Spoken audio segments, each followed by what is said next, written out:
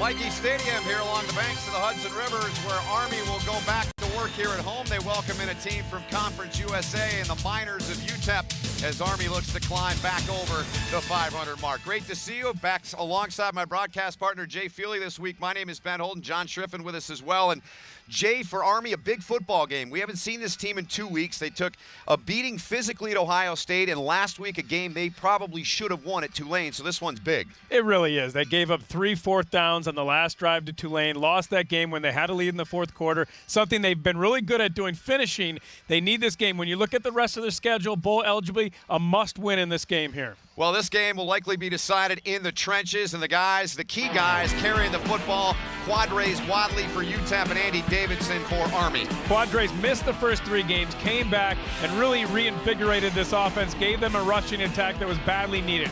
Andy Davidson, 130 yards, his 6th game over 100 yards for Army.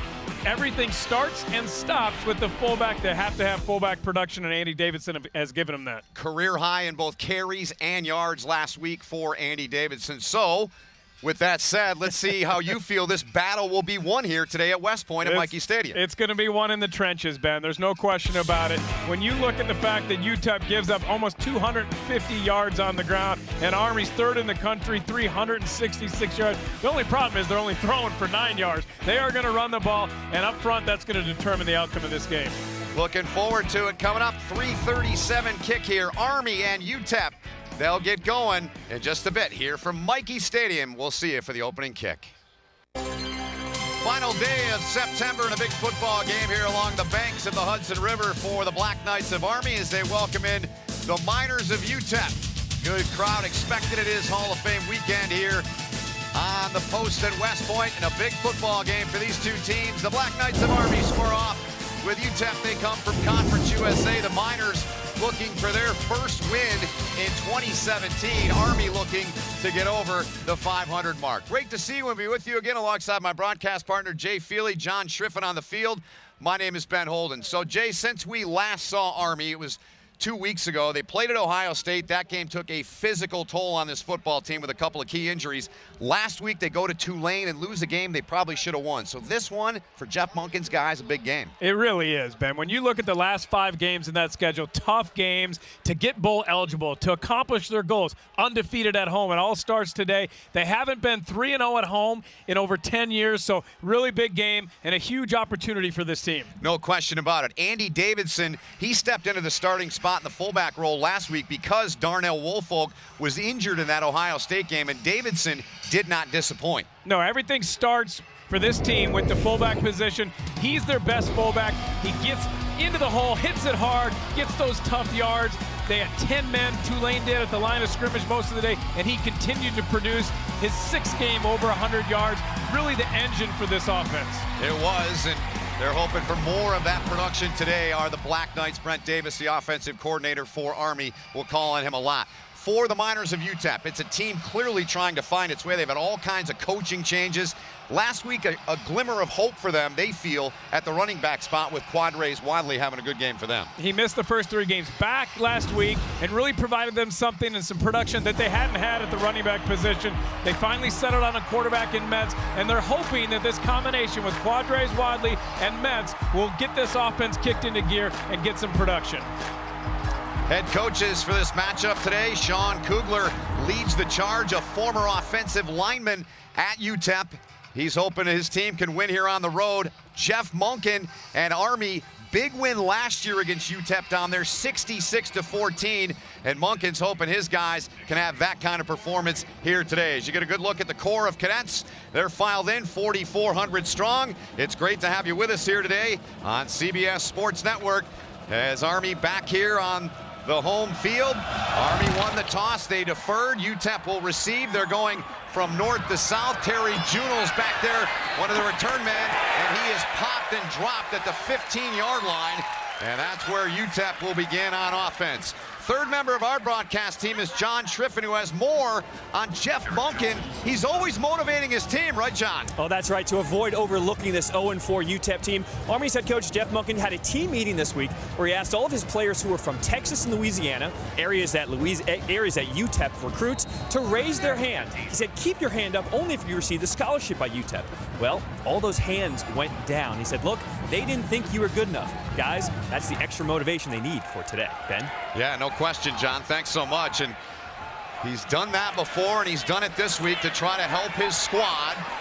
As Wadley gets the first carry, takes it out to the 19-yard line, does Quadres Wadley. Tackle made by Wunmi Oyatuga.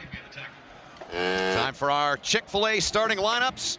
You mentioned the quarterback, and they settled on Ryan Metz. They've been playing three different guys, Jay. Well, they like Metz because of his understanding of the offense.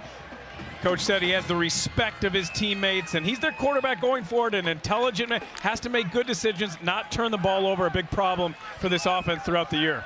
Junior hometown product out of El Paso, Texas is Ryan Metz. Gain of 4 on that first down run. Once again, they try with Wadley. It was Ackerman that got in there. A short gain. It'll bring up third down and short. And the rest of the Chick-fil-A starters, Jay, amongst this group, who do you highlight? I like Walter Don Jr. today. Leads the team in rushing, and he has the most receptions on the team. With Quadres coming back, they moved him from running back to the slot position and try to get in the ball. They feel like he's their second best offensive weapon, second to Quadres, so they want him on the field. That's why they moved him into the slot, number 26. There you see him. Good look at him there. So a 3rd and 5 upcoming here for the Miners of UTEP. They're just 20. Right there, moving in motion. 22.5%. They fake to him. Roll out. They find Wadley. He simply dropped the ball. Probably heard some footsteps there. It brings up 4th and 5 at a punt situation for UTEP. A good stop for this Army defense. Had an opportunity to win the Tulane game with a stop. They gave up 3 fourth-down conversions. Tulane scored and won the game. So important for them to come out to get a stop on that first drive and kind of get that Tulane game out of that taste out of their mouth. So Alan Luna set to punt it away for Sean Kugler's guys. Mike Reynolds back at his own 40. Luna averaging 44 a punt. They bring the pressure, and they almost got it, Jay. Reynolds, there's a flag though down back at the 6-yard line.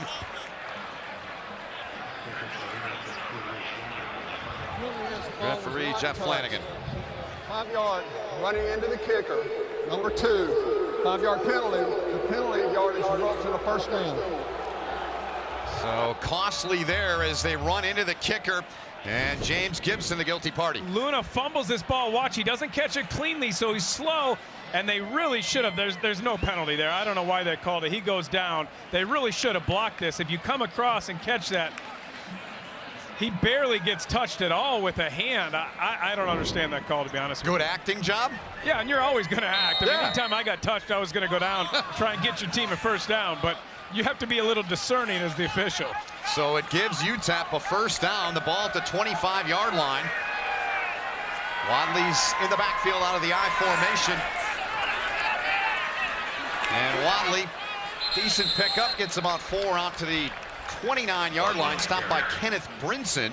Chick-fil-A lineups for the Army defense. Who's your guy you're highlighting today, Jay? Well, linebacker Cole Christensen, he's done a great job replacing Jeremy Timp, who was a tackling machine. Christensen steps in. He's leading the team with 22 tackles. He'll try to stop Quadres and not allow that running game to get going for UTEP. And a career-high 7 tackles against Ohio State. Had 5 last week against Tulane, did Christensen. Sophomore out of Suffolk, Virginia. Single set back, it's Wadley. They turn, they fake. Metz gonna look to take a shot down the middle. Got it, man, there's a flag down back behind the play. The catch made out at the 46-yard line by Eric Brown. We'll have to check the marker, though, first. Holding. Number 75 on the offense. 10-yard penalty. Second down. So Derek Elmendorf, the senior, the guilty one there. It negates a 17-yard gain, Jay. He's your right guard, number 75. Just reaches out, gets beat, reaches out, pulls him down. It's an easy call from behind and negated not only where you said a big game, but now puts him back in a second and long situation. Yeah, it'll be 2nd and 16. So look at Derek Elmendorf there, another hometown product for UTEP out of El Paso. 2nd and 16. Once again, Ackerman greeting Wadley, and not much there. He got maybe a yard. It'll bring up 3rd and 15 for UTEP. You and I have had a lot of fun with Ackerman throughout the year. He's their best player on defense. There's no question about it. 17 tackles, that's his 18th, 5.5 tackles for a loss, 3 sacks. He is the one who creates pressure, and Jay Bateman has said that we need to solve our problems with aggression. They haven't been really good against the run this year. He wants Ackerman and that defense to get in the backfield and create havoc. 4 tackles for Ackerman last year when these two teams met. 3rd and 15. They need the 35. Pressure from the outside, but none in the middle. Taking a shot downfield deep again for Brown. Incomplete. There's a flag down back behind the play near the quarterback. Cam Jones was on the coverage there against Brown, who started his college career at Cal. There's no foul for roughing the passer. The defender was pushed into the quarterback. So the word from Jeff Flanagan there. So on the call, you had them running into the kicker. Yep. It gave him a first down. Army's defense comes back out. They respond, helped by a holding penalty. Get the stop. Now they're going to get the ball back. Jeff Monken in his 4th season. These two teams met last year down in El Paso. And that Army blowout win, it was the week after Brandon Jackson passed away. So it was an emotional game for Army then. They're all big here for the Black Knights from here on out. As Jay said in the open, this one a very critical game as they race to get the punt team on. They'll bring Luna back on. Among the best in Conference USA. Reynolds is back deep. There you saw pressure. They almost got it again. Takes a good UTEP bounce though, and this will be down in the vicinity of the 35-yard line. So almost 4 minutes gone in the opening quarter. Ahmad Bradshaw and the Army offense will get their first crack at it when we come back. Always great pageantry here along the banks of the Hudson River. No score early on in this one between Army and UTEP. We look back at that last punt, Jay. Well, it was tipped. Anytime you roll out to your right, you can come in. Jeff Monken disappointed that they didn't get the block there. You can see he loves special teams. Yeah. He's always trying to coach his guys up. That's Gibby Gibson, who the first running into the kicker was called against him, and he's trying to tell him, come off his right hip, don't run down his body, and then reach out with your hands and dive and block the ball. That way you can get the opportunity to block it and not get a penalty. Very good. So first play of this game offensively for Army, and Ahmad Bradshaw comes out throwing, looking for Asbury, and could not come up with a catch. He was tightly defended there by Devin Cockrell. Incomplete. 2nd down upcoming. Time for our Chick-fil-A lineups.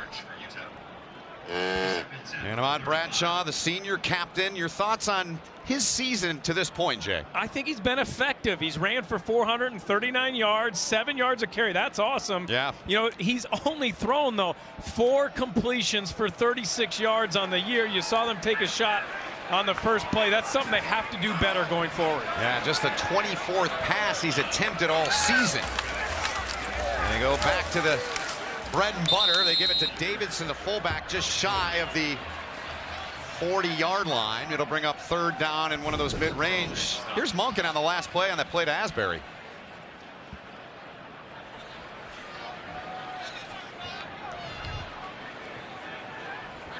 He wants him to catch it. See, he didn't want him to wait and let it to come down, to go up and high point it and catch it high. That way Cockrell wouldn't have the opportunity to get his hand in there. Brent Davis did tell us yesterday they're going to spread the offense out a little bit more. Bradshaw, though, keeps. He is popped. Good job by that front of UTEP as Trace Mascoro, outstanding young player. He's a true freshman in there.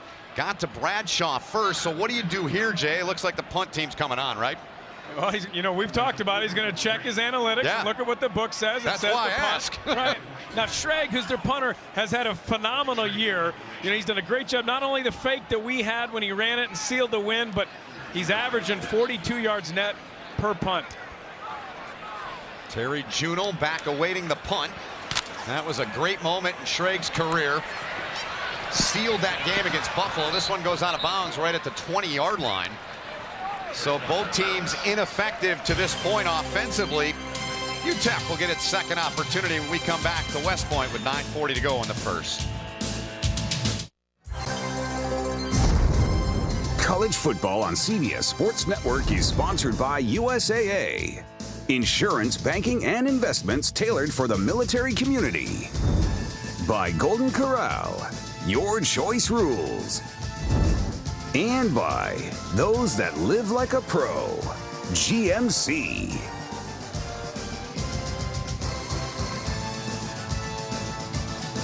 Look at some of the former UTEP greats. Now, where were you Thursday night when Aaron Jones, who we saw first there, did the Lambeau leap for the Green Bay Packers? Was he in your end? The end he was you in were my end zone. I was probably nice. 15 yards from him. The fans that were right behind me, because I have the screen right, they were mad that I was blocking the Lambeau leap. Of course they were. I was in front of them. Get out of the way. Here we go. UTEP back to work. 9:40 to go in the opening quarter. No score in the game. 2-2 Army, 0-4 UTEP. Metz, hands off, Wadley, good pickup. And he gets out to the 26. Jay, we look at your extra points. Take us through those. Well, for UTEP, attack the beat-up Army secondary. So many guys that aren't there. Take shots down the field defensively. Put 10 men in the box, just like Tulane did. Force Army to pass. For Army, you got to start throwing the ball. You have to get completions to soften up that defense. And defensively, they got to get takeaways, something they did really well last year. I feel like they have to get at least 2 today.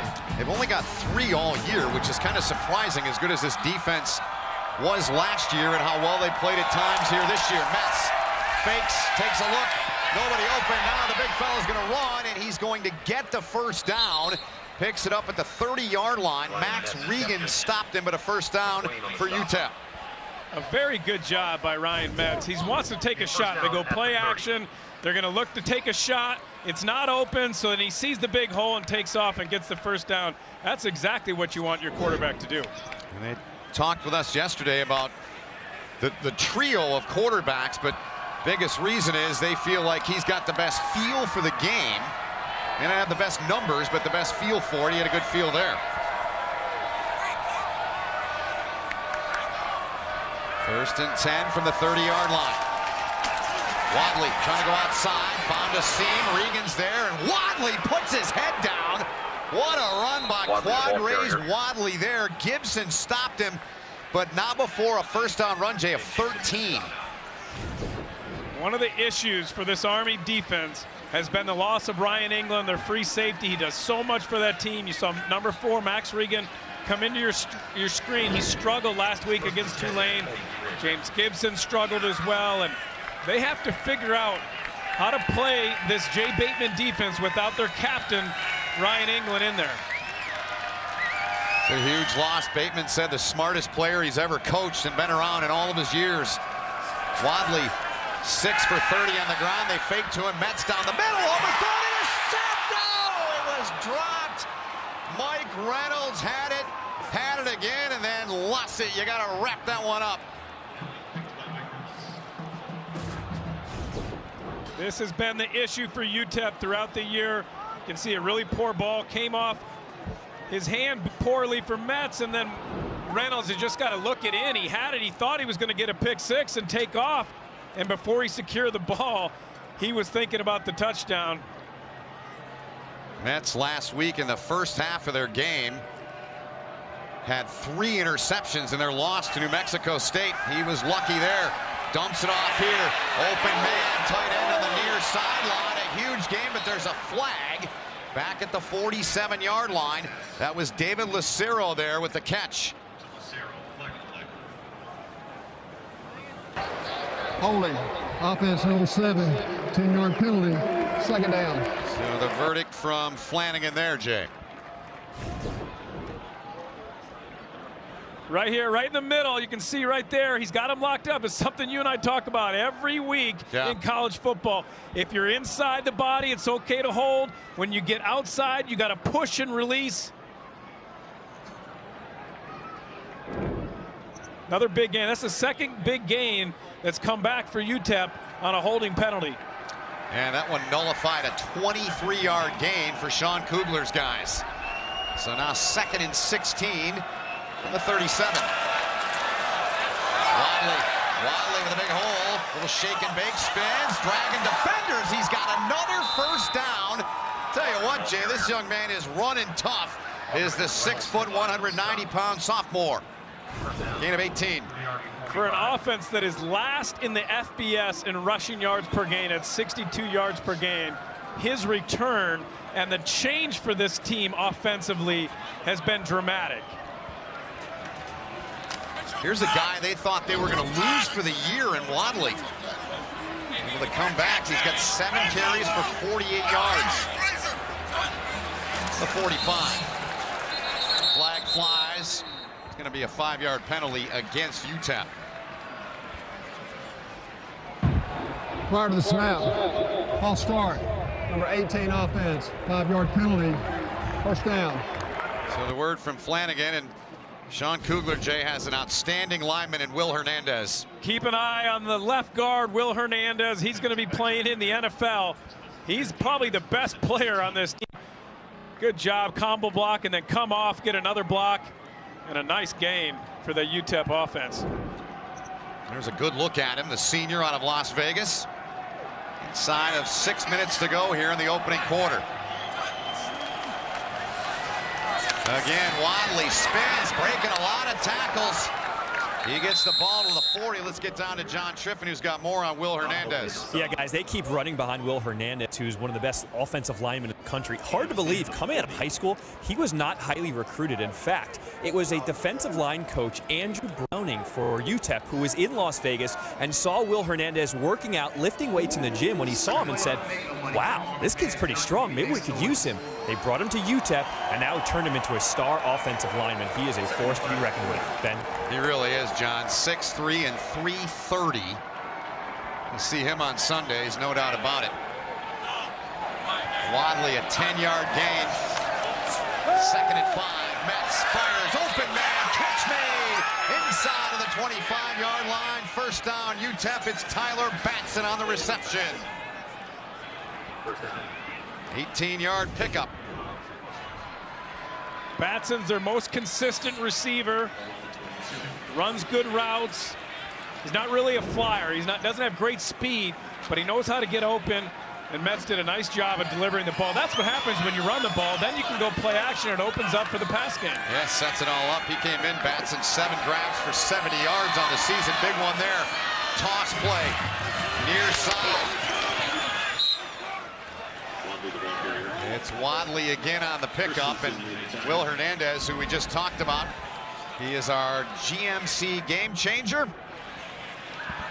Look at some of the particulars on the big boy. 42nd career start today for him. I thought it was interesting when we talked to offense coordinator Brian Natkin. He said, we are going to feature Will Hernandez in the run game. Not often do you have an offense coordinator say that our guard is going to be the guy that we're going to feature, not a receiver or a running back. That is rare, you're right. UTEP inside of the red zone. 2nd down and 6. Wadley, right side, big hole, broke a tackle, takes on a defender head on. It looks like he's just short of the first down. It'll bring up a 3rd and short. Cam Jones on the stop. They're going to go fast here as Metz just goes right behind that left side once again, Jay. And there's nowhere else I'd be going. Right. If I'm going to get the ball and do a quarterback sneak, I'm running behind my second team All-American and a guy who's going to be playing in the NFL next year. Yep, no doubt about it. I want to remind you, Armed Forces Football is proudly supported today by GMC. So they got the first down here. UTEP with a good-looking drive here as we're now down to 3:25 remaining in the opening quarter. No score in the game. UTEP with 6 first downs so far in the ball game.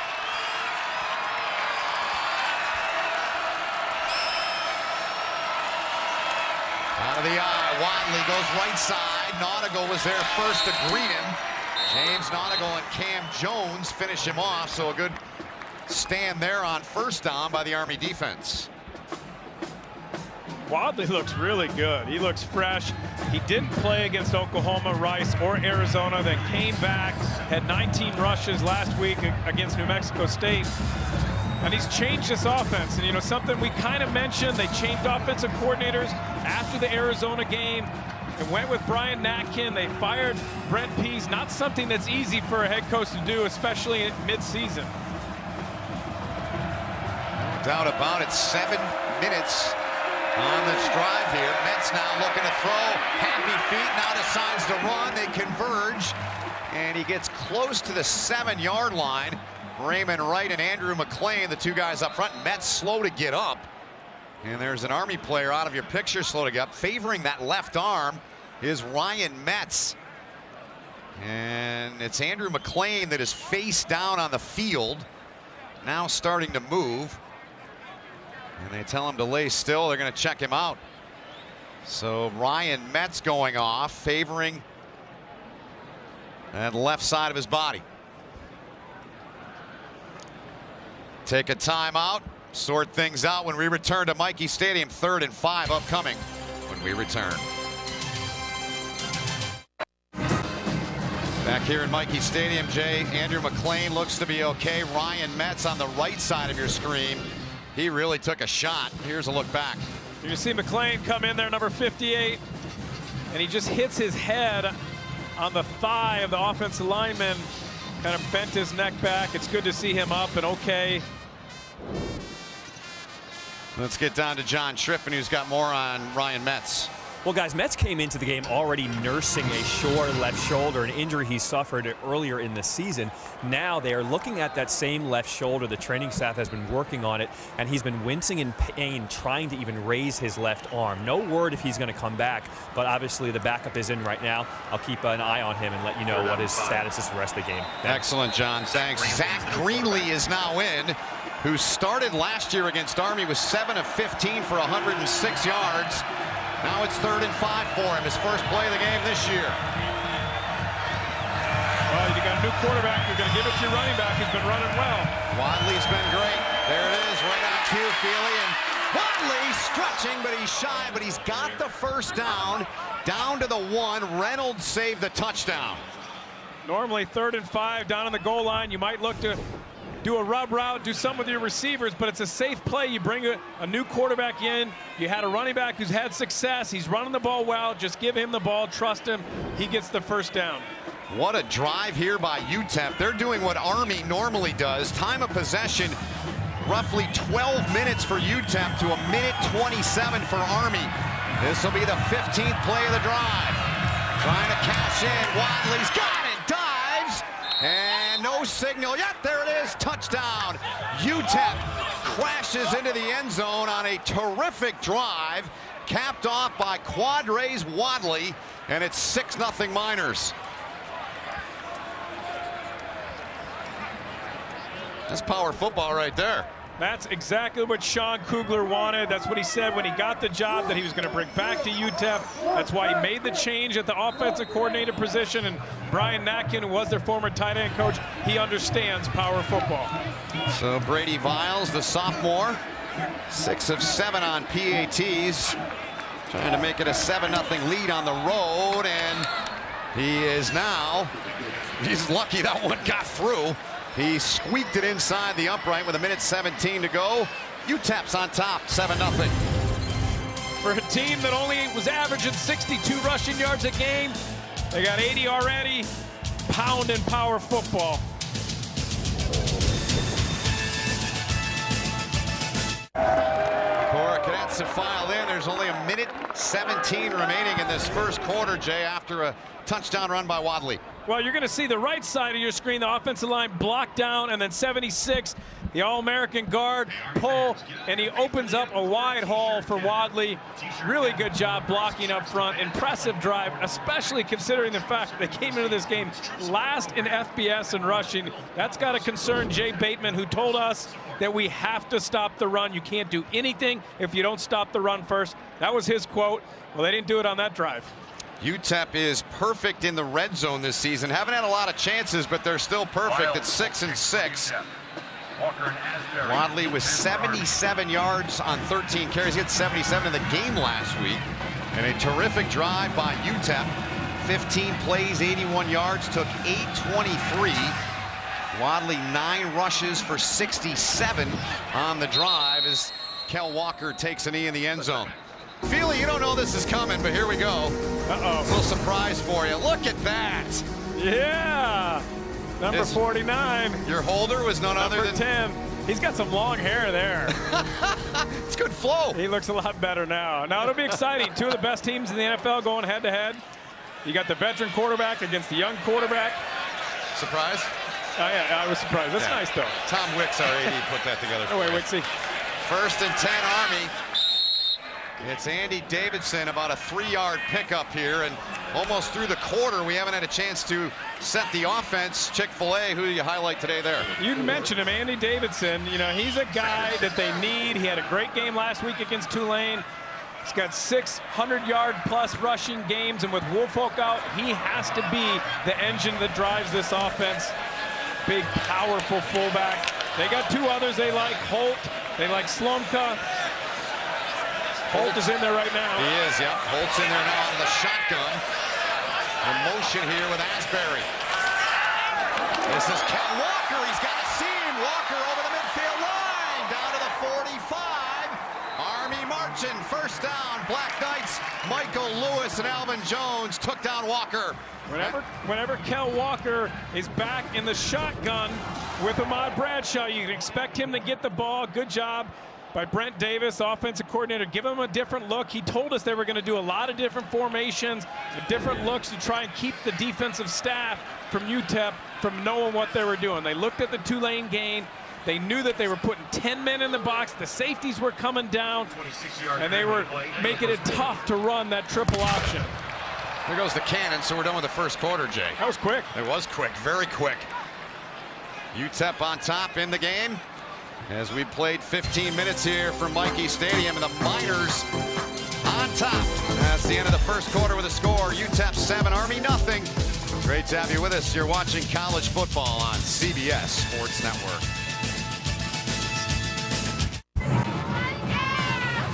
Army rabble-rousers, as they're called. Looking good today, ready for the ball game, hoping their team can get going. They need to talk, and you'll want to listen. This week, the women of We Need to Talk are joined by baseball analyst Jessica Mendoza and new Brooklyn Nets analyst Sarah Kustok. It's all right here Tuesday night at 8 Eastern on CBS Sports Network. Jay, the storyline in this game, really, Army hasn't had the ball. Well, UTEP has done a good job of coming in and playing power football, establishing the run. Last week they had 135 yards rushing against New Mexico State. That was a season high, and they've kept it up. And Brian Mackin, their new offensive coordinator, who took over last week, understands what his head coach wants, and that's power football. And Jay Bateman's got to be concerned because that was a focus of this week, stopping the run. They didn't do it in that 1st quarter. And they made all those changes September the 18th, and so far today it looks very good for UTEP. Army on the 1st play of the 2nd quarter. 1st down and 10 after a 27-yard run by Kel Walker there late in the opening quarter. This is Davidson.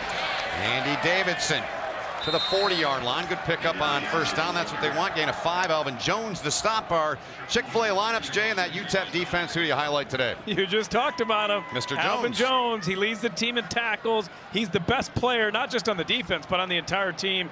We talked about his brother, Aaron Jones, earlier. He's playing for the Packers. A very athletic, solid, smart, physical football player. Defensive coordinator Tom Mason said he's the heart and soul of their team. On the defensive side, here's a toss near side for Army. Good pickup by Kalen Holt there, and Kalen Holt moves the sticks down to the 32-yard line. They weren't sure if he was going to go, so that's a big plus for Brent Davis in the offense. Gain of 8. Brent Davis told us that Holt is the most talented. He's the fastest of their fullbacks, has the most upside. He came in as a safety, and then moved him to linebacker, and then they moved him on the offensive side of the ball, and they really like him as a fullback. Sounds familiar. Yeah. Davidson. Woolfolk, all of them. Right. It's working, so keep going to it, right? 1st and 10 for the Black Knights. Davidson's got some room. Andy Davidson right up the middle. Touchdown as he marches in from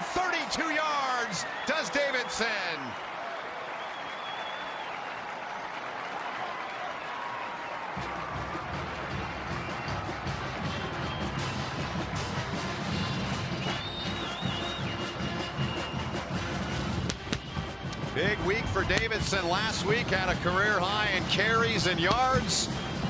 Continuing on today as Wilson's on to try to tack on the point after. Different holder the last couple of games. It's Zach Potter, number 17. Not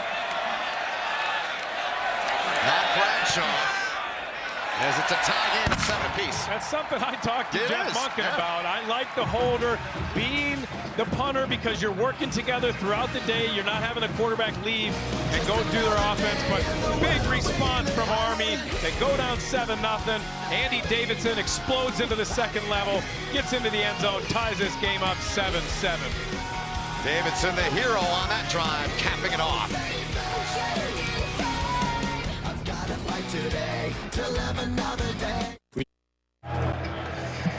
Andy Davidson with his second touchdown of the season, tying the game up at 7 apiece. The blocking, Jay, was special. Yeah, it was an excellent job by this offensive line.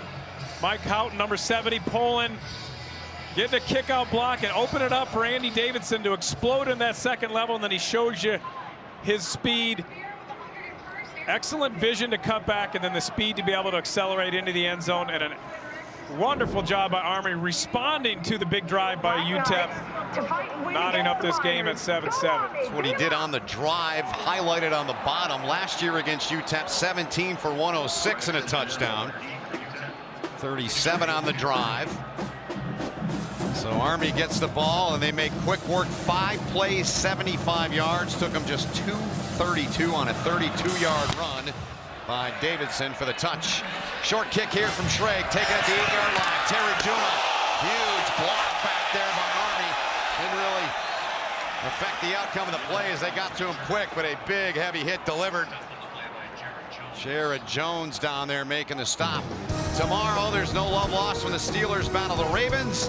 And another divisional rivalry, the Raiders head to the Mile High City to take on the Broncos.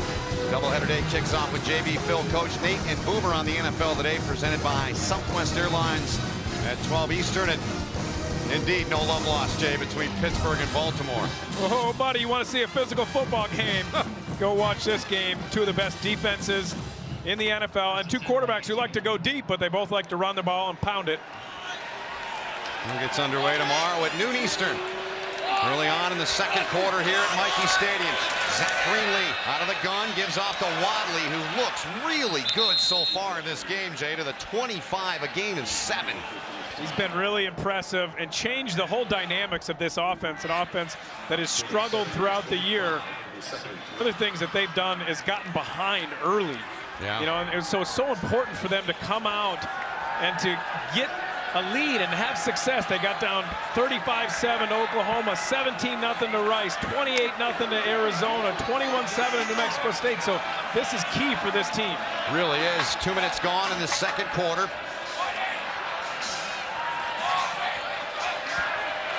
On second down, Greenlee looking to throw, pressured. That's Ackerman in there chasing around. Now he just flings it out of bounds. So that's a win for the Army defense. There's a flag, though, back at the 5-yard line. Here's Flanagan. Pass is incomplete. Personal foul. Roughing the passer, number 21, defense. 15-yard penalty.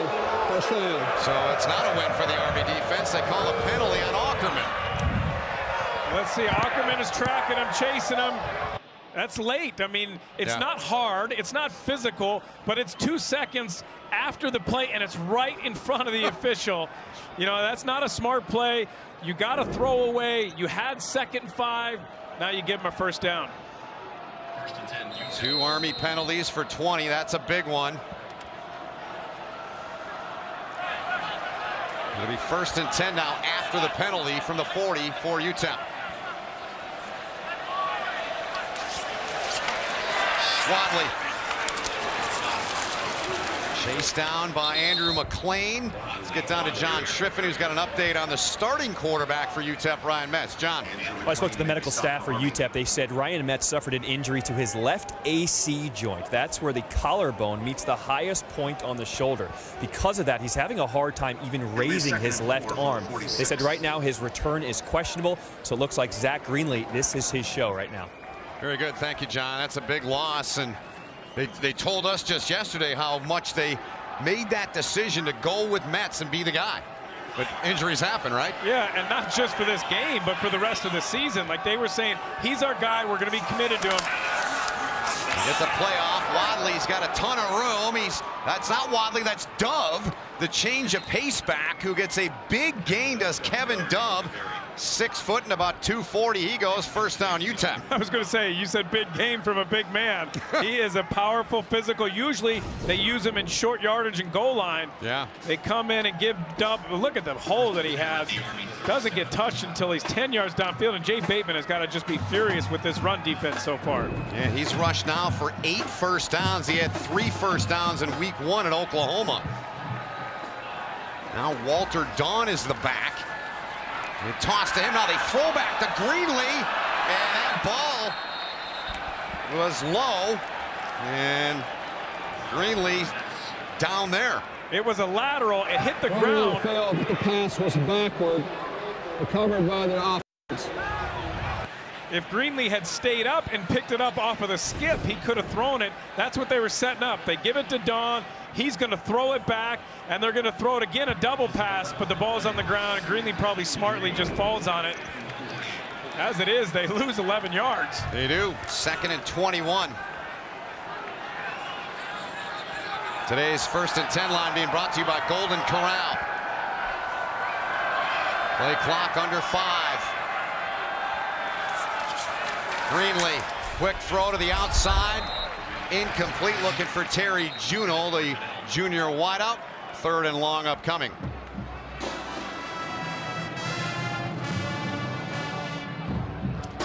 So they go away from the power run game the last couple of plays, and there's Wadley now on the sideline for UTEP, who's had a great start in this game. Which may be why they went and decided, you know, let's run a trick play. We don't have a running back who's been so successful. They brought Dove in. They brought Dawn in. Right now they're just trying to get into field goal range. Their kicker made a 53-yarder. That would put her at the 35-yard line, so they need about 12 yards or so. They need a mile. 21. There's a throw too high, incomplete. Nice job by Army in coverage there. They were looking for Eddie Senegal, incomplete. So what do they do here? They're looking to the sidelines. Oh, they're going to punt. I mean, you're sitting there looking at 4th and 21. You're not in field goal range. So Bateman's defense that time holds. Luna on to punt. First punt was 45 yards. Reynolds back at his 10-yard line for Army.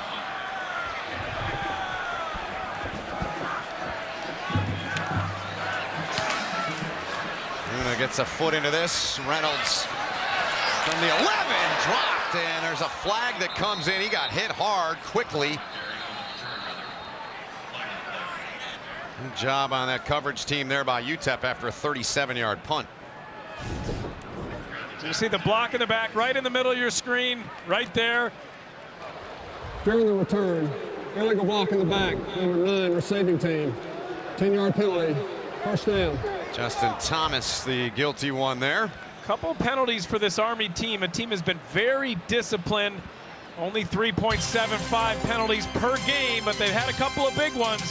See if Army can move the ball when they get back. Sorry. Great to see the youth of America, some of it anyways, here at Michie Stadium with Jay Feely, John Schriff, and all of our crew. My name is Ben Holden. A tie game. This weekend is the American Football Coaches Association's annual Coach to Cure MD initiative, an attempt to raise awareness for Duchenne muscular dystrophy, a genetic disorder in young men. 10,000 coaches participating nationwide. Of course, both guys are today the head coaches. To learn more, go to www.coachtocuremd.org. Jay, that's something I know that's near and dear to your heart. I've been working with Muscular Dystrophy Association since I was 15 years old, Ben, going to the camps. One of the coolest things I've ever been a part of, and continue to do that. My buddy Justin's back in Arizona watching the game. He has Duchenne's. Love you, bud. That's great. Andy Davidson with the football. Davidson 4 for 45 and a touchdown prior to that carry. We were talking about Kalen Holt. It was Davidson who a year ago they decided to take from the defensive side, the linebacker, and turn him into a fullback. Today's 1st and 10 line is being brought to you by Golden Corral. And that's paid dividends. You mentioned earlier 6 100-yard games in the career of Andy Davidson. On Bradshaw under center.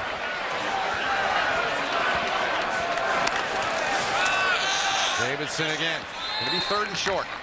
One of the things that Jeff Monken told us about Andy Davidson was that he wore down over the season last year. That he started so well through those first 6 games, and then he got injured in a game you and I did, and then just wasn't the same the rest of the year. The reason they wanted to play 2, 3, 4 fullbacks was to try and keep him fresh. You see him bringing Connor Slumka in here, trying to keep him fresh so that he can be the same guy throughout the year.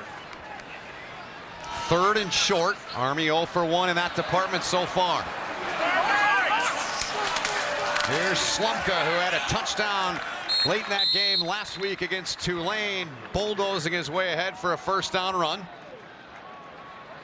You wouldn't think on 3rd and short coming out that you would take your best fullback, Andy Davidson, out and put in your 4th fullback and Slumka, but they have such confidence in all of their fullbacks, and Woolfolk, who's been really productive as well. All 4 of those guys, you know, they feel like they can bring them in at any time. There's different strengths and weaknesses with each of them, but they like the depth they have.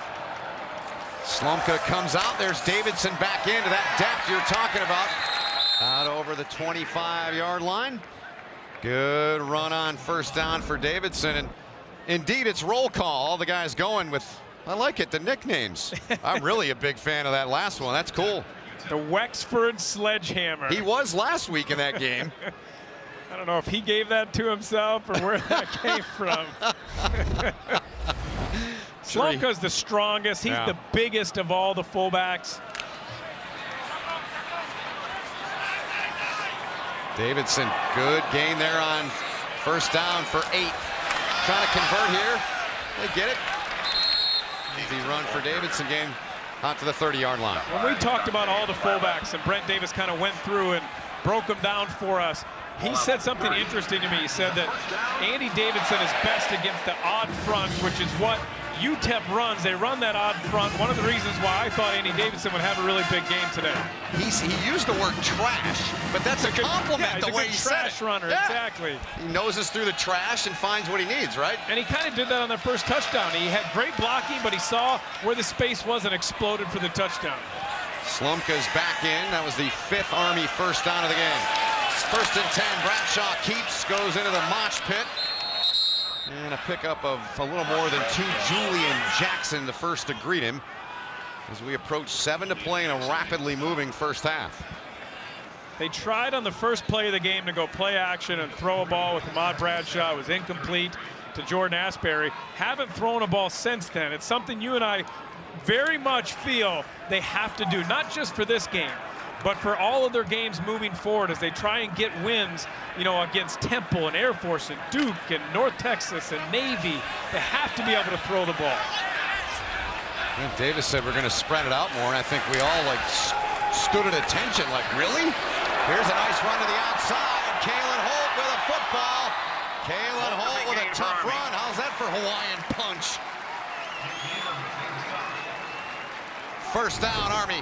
This example right here, it's an excellent run and perfect blocking up front. Holt doesn't get touched until he's 10 yards downfield. That's why it's so hard for Brent Davis to call passes, because when you're averaging over 5 yards a carry, you feel like I can get 1st downs. I can keep the ball and run the clock, have possession, wear this defense out that'll help us. But I just feel like even when you're having success, that you have to get some type of confidence in Ahmad Bradshaw and throwing the ball so that when you have to go and make those plays, he's successful. I agree with you. Big run there. 1st and 10. Slumka, the bulldozer, plows his way ahead for a pickup of 7. Stop made by Alvin Jones. Down to the sideline to John. Well, guys, you've been saying they need to throw the ball more, but when we spoke with Brent Davis, he told us that they were going to add the wrinkle into the offense this week of spreading it out. What that's done is that it hasn't allowed UTEP to put too many guys stacking in the box. Against Tulane, Tulane had 10 guys in the box at one point with just man-to-man coverage on the outside. Now that Army is spreading it out, it's creating more holes on the inside for the running game. Thanks, John, you're right. You're absolutely right. They had single coverage, 10 men in the box, and Army wasn't able to take advantage of that. Here they go. They're spreading it out right here. It's exactly what John was talking about. Asbury in the slot. Walker goes in motion. He's going to get the pitch. Kel Walker, good pursuit by UTEP. That was outstanding defensive work against a very difficult offense to defend. And a good job, Alvin Jones leading the charge out there. That's a down, second and short, that I brought up to Brent Davis. And I said, you know, he was kind of defending and saying, well, this is why I don't like to throw it. We run the ball possession. I said, well, when you get in second short, take a shot. Because you know you have 2 more downs, 3rd down and 4th down. This is one here, 3rd and 1. You would think that they would just run their fullback, run the triple option, get the 1st down. But if you know you're going to come back on 4th down, you might take a shot. 3rd and a yard. That shot of Davis in the booth brought to you by Diet Coke, by the way. Here's Ahmad Bradshaw going to keep it. Bradshaw's got the 1st down and then some. He'll be forced out right at the 20-yard line by Nick Needham. Good, smart, patient run, 15-yard gain for Bradshaw. You hit it, Ben. It was a patient run. He wanted to pitch this ball, thought he might have to. Wait, watch number 5, Kel Walker with a great cut block. Legal cut block there to get Bradshaw another 10 yards. There's number 5, Walker. He had a great cut block. So the ball spotted at the 20. Storyline on Army, 18 rushes to that one pass that Jay referred to. The first play from scrimmage for Army. Davidson trying to go up the gut, and UTEP has none of it. They flexed their muscle in there. That was one of their Mike linebackers, Jamar Smith, flexing said muscle.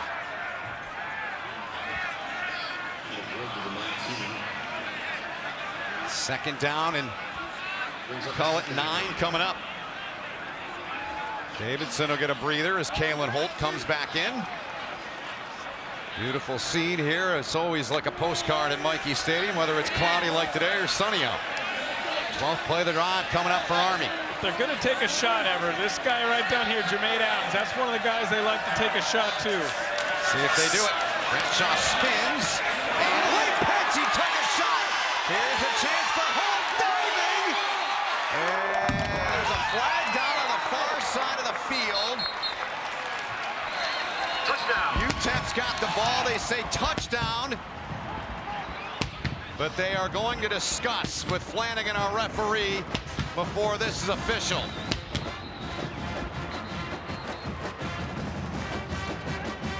Early on the field, the ball broke the plane, a touchdown. That play is under review. Yep, I thought they might.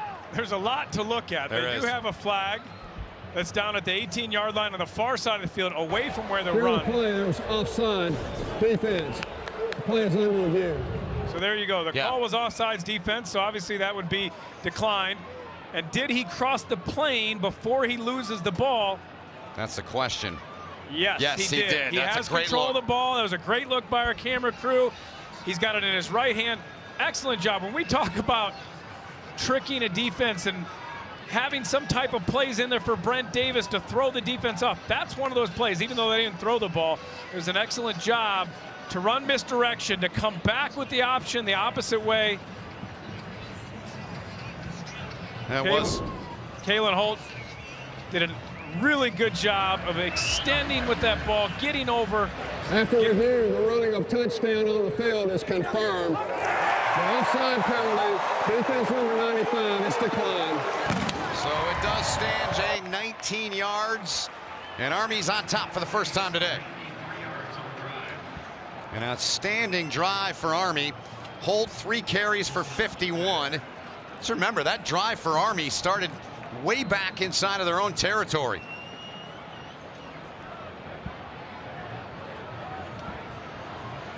A 93-yard touchdown drive capped by Kalen Holt.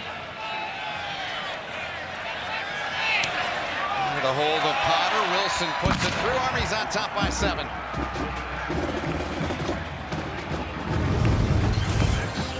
Little misdirection by Brent Davis. The option to Holt, extending and giving Army the lead, 14-7.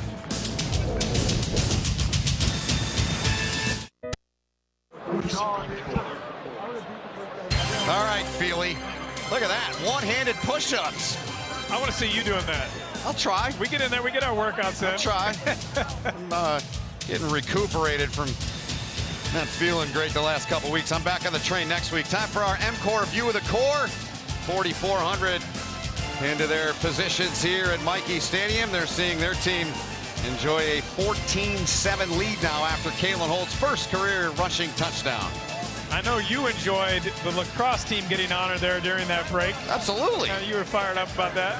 Your son Luke is a really good lacrosse player. Yeah, thank you. He's a big fan, and Joe Alvarisi, in an outstanding season last year, came up short in the NCAA tournament. You saw the particulars there on Kalen Holt and the Army drive, a 93-yard drive. That's Army football. They put it away. Juno a yard deep in the end zone. Made two men miss. Good return by Terry Juno here out across the 25 to the 27. Some nifty moves there as he was taken down by Nick Schrag. Schrag came up, made the tackle, but they lost contain. That's why it ended up with a 26-yard return. Coming up on the Ram halftime report, Brent Stover, Houston Nutt, Christian Fourier get you caught up on all the action today in college football. Recap of USF and East Carolina. They'll also take a look at number 7 Georgia and Tennessee. That game right now on CBS. Wadley's back in, Jay. They need him to get their offense going from what we've seen, right? You're right. They've been stagnant since they got off to the good start with Wadley. 15 carries for 90 yards and their touchdown. Here's number 16. He looks really good. He gets it out to the 33-yard line. You can just see the difference when he's in the game and when he's out of the game. The way they played offensively the first 3 games of the season compared to this week and last week. 2nd and 4. Going to the hurry up was Zach Greenlee in out of the shotgun. Greenlee thought about it, now just throws it away. Kavika Johnson was the closest to it, covered by Gibby Gibson. 3rd and 4 coming up. If you're just joining us, Ryan Metz started. Zach Greenlee, who you see right there, had to come in. An injury to Metz forced him out of the game. Only 3 turnovers so far this year. You mentioned it earlier, created by this Jay Bateman defense. Something they were excellent at last year. 0 in the last, now 10 quarters. Got to go all the way back to last time we were here, right? Buffalo in that game. Exactly. Big play here. UTEP 2 of 5 on 3rd. No surprise. Watley, look at him run. He is tough, and he's got another first down. He's over 100 yards. Christensen and Nautigal got him, but not before they move the sticks again. Continuing to run behind their guards, this time the right side, behind Elmendorf, hurdling a player and then putting his head down and just being physical, making sure he got the first down. 17 carries for 101 yards.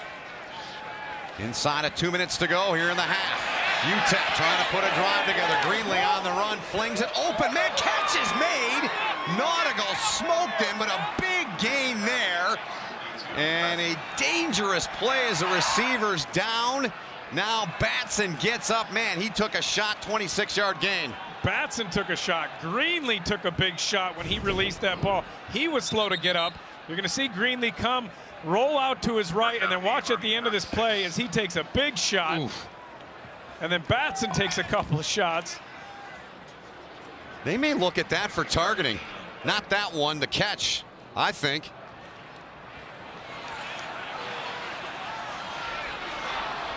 I think you're right, because he hits him with the crown of his head. Yeah. In the head of the neck area. It was in the jaw area. It's Nautigal that hit him.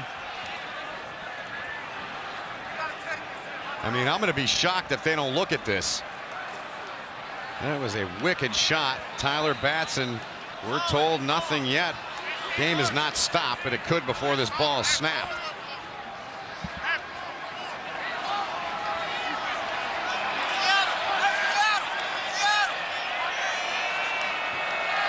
They play on. First down, UTEP. Wadley, Quadrates Wadley, the patience of him. Another first down to the 22-yard line. He looks outstanding. Gain of 14. Sean Kugler and UTEP trying to tie it up here in the final minute. We come back. Late in this first half, Alex Ackerman, the senior defensive end, is our Mercedes-Benz player profile today. He's a fun guy to talk to, Jay. We always have fun talking to him, and he's turned into an outstanding player here for Army. Jay Bateman needs the dump truck to make a play here. They're in field goal range. UTEP is. Ball's at the 22. They called a timeout with 1:15 left to stop the clock. So 2 left for UTEP. Let's get an update from John on Tyler Batson, who took that shot on that pass play. John, what can you tell us? Well, the medical staff here on UTEP's sideline was looking at him very closely, but at no point do they ever take his helmet off. He is, in fact, cleared to play, and right now he is back out on the field to go for UTEP, guys. Thanks, John. So, Jay, here we go with 1:15 to go. What do you look for out of UTEP? Well, they're lining up like they're going to do a run-pass option, the RPO. You look over to the side, you have 2 men up top. So if you like the matchup, you can throw it out, try and get 5 or 6, or you hand it off to Wadley. 1st and 10. They go with the second. Quadrays. Wadley takes on a defender head on. I'll tell you what, he's looked outstanding. That was Christensen there that he ran into head on and took him down. Armed Forces football proudly supported by Golden Corral. Inside of a minute to go now in the half. Didn't call a timeout, so you've allowed about 15 seconds to run off the clock. Clock will stop if you get a first down while they reset the chains. 2nd and 5. Surveying is Greenlee. Got his man wide open. Quadrays. Wadley trying to house one, but he can't. But it's a first down. Cole Christensen with his speed tracked him down, but it's 1st and goal for UTEP. Clock stopped for now with 41 seconds to play in the half. Great job by Greenlee. Watch him go through his progressions and then come and find his running back in space. Timeout. Texas El Paso. So Kugler and his guys take a timeout. We'll come back. Final 41 seconds of the first half when we come back. So back here at Michie Stadium, UTEP with the ball. They've got a 1st and goal when we resume play, Jay, with 41 seconds left in the half. Watch here as you're going to see Greenlee go through his progressions. He's going to start here, then he's going to come here, and then come all the way over to his running back. Wadley chips, comes out. That's his 4th read. And then look at Christensen come all the way over and save the touchdown. Now you got 1st and goal on the 2.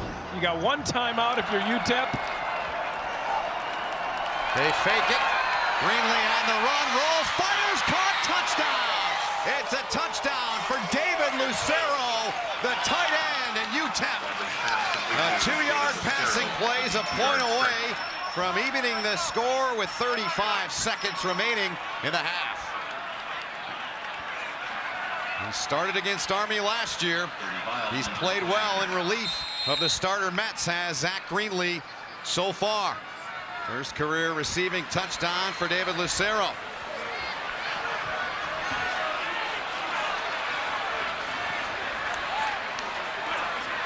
Brady Biles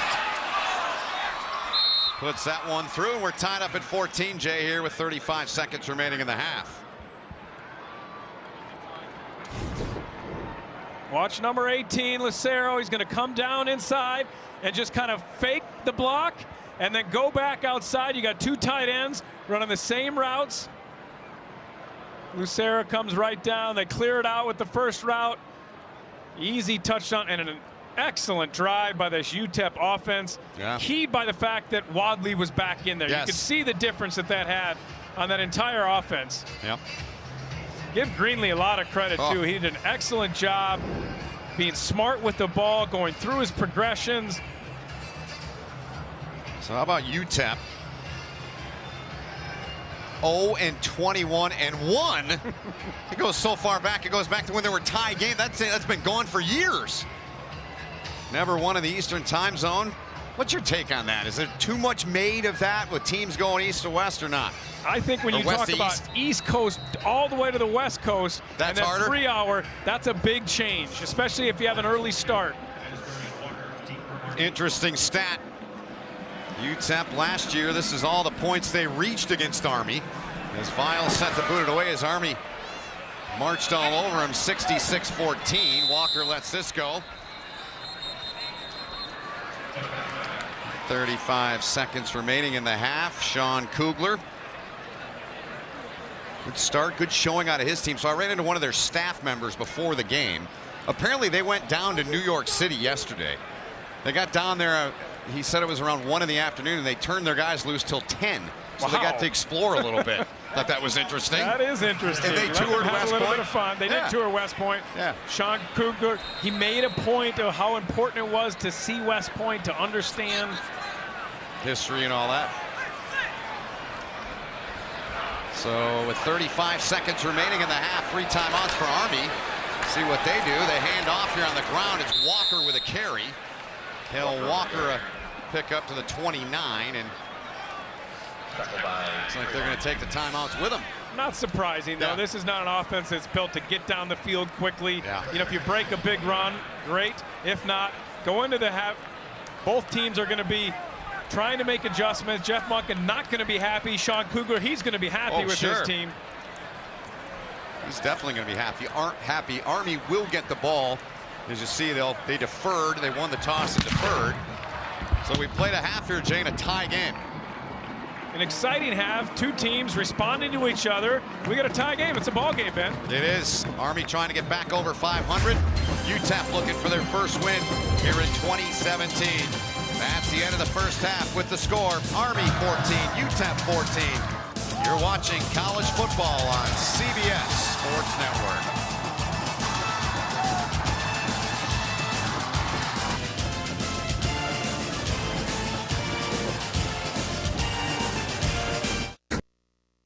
You are watching the CBS Sports Network Halftime Report, powered by Ram Trucks.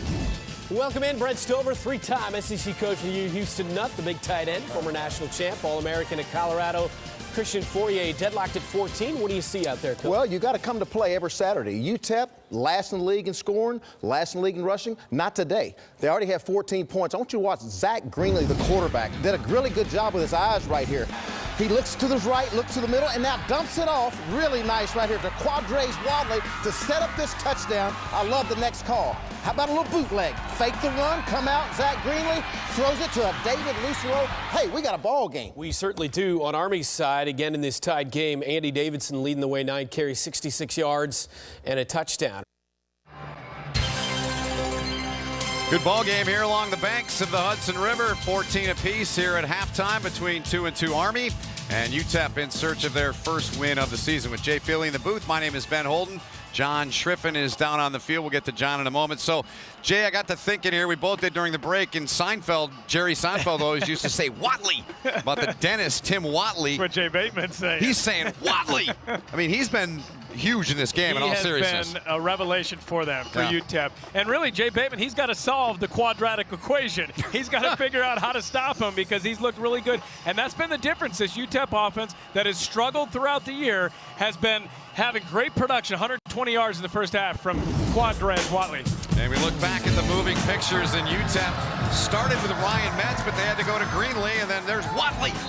Yeah, whoever the quarterback was, if your running game is okay, you're going to be all right. Shocked me that UTEP ran the ball more times, 24-20, than Army did, but very successful on that run to Andy Davidson. And then a good job here, a little trickeration, getting it outside, and Holt getting his first touchdown. 19-yard run for Kalen Holt. They reviewed it. He clearly got that ball over, and it was a touchdown, but then UTEP comes back late in the half. Excellent drive, marching down the field, capping it off with the Lucero touchdown, and we got a tie game.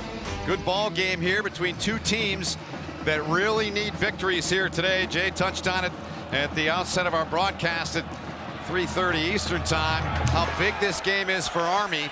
After losing their last 2 games away from home, the Black Knights, Kel Walker with a football on the return, and that's where Army will start the third quarter. Down to the third member of our team, John Schriffen, who talked to both coaches. Well, let's first start with UTEP, and UTEP's head coach is very happy with the way his team is playing hard, staying in this game. Bit of disappointment, though, the starting quarterback, Ryan Metz, he is done for the game. The backup quarterback, Zach Greenlee, he is going to be the quarterback for the rest of this game. As for Army, Coach Monken, he said defensively, we're missing our gaps, we're overplaying our assignments, and he said we really need to stay home on defense and make some more tackles, but a lot of that is due to Wadley kind of making guys miss. I asked him offensively, are you going to throw the ball more? You only threw it that first play of the game. Coach Monken's response, I hope not, guys. Of course he would say that. Good stuff, John. That's great, John. Thank you so much. Jay Feely, John Schriffen, Ben Holden, all of our outstanding crew, led by our producer Bruce Clark, director Warren Pick today here at Mikey. Here goes Brett. He's got room, trying to get a block, cuts inside. Ahmad Bradshaw dragging defenders close to the 30-yard line. It was LaViolette and Needham that dragged him down, but a first down run of 42 yards. One thing you didn't see in the first half was Ahmad Bradshaw running the ball, something we've seen a lot throughout the year. He came into the game with 439 yards rushing, averaging 7 yards per carry. And that's why Jeff Monken doesn't want to see the passes. He wants to see his team do what they do best, which is run the ball. Third in the nation, 366 yards per game. Yeah, ran for 371 last week. Here's Davidson bursting up the middle, and Army with 2 great marches. That'll get him into the red zone. A run down to the 13. Devin Cockrell saved the touchdown. Gain of 18 for Davidson. Looked very similar to his touchdown run. Good vision. We talked about that with Davidson. He's got the quickness to find the hole, hit it, and then explode to the next level. Davidson stays in. We saw rotation of fullbacks in the first half. Andy's running downhill, running tough. Man, those fullbacks had 117 yards and 2 touchdowns in the first half, and Davidson's continuing to grind out yards. Army at 2-2, UTEP 0-4. First time back at home for Army since they played Buffalo, a 2-0 start. Mike Vitti, their running backs coach, he does the substitutions. Yeah. Jeff Monken told us it gives him the liberty to decide who needs to be in there. This time, Vitti, who was an outstanding fullback here, calls on Slumka. Slumka puts his head down, and he takes it down to the 3. It's going to be close to a first down there. It was stopped by Alvin Jones. Got him down low. Led their team in tackles the last 2 years with 93 each year. There's Vitti. Still looks like he can play, man. Yeah, he's a rock. And they look to the sidelines. I think they're going to bring the chains in to check. They are, you're right, Jay. There's Slumka, the bulldozer. They'll bring the sticks out, see if they've got it as Slumka talks things over with Vitti. Break here for Army. And they got first and goal, Black Knights.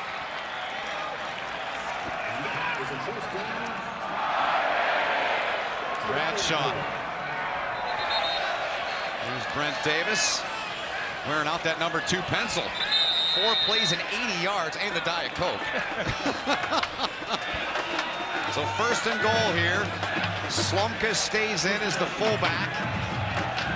Remember, we said he's the biggest, strongest, and the short yardage back. They give it to him right side. Is he in? No signal yet. And they say touchdown. Slumka. Right side, the big fella powers his way in as Army comes out. In just less than 2.5 minutes and does this.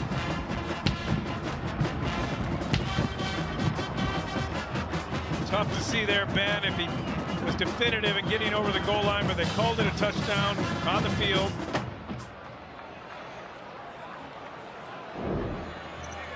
So Ahmad Bradshaw, but a big run to get things going. Davidson with a big run for Monken's guys.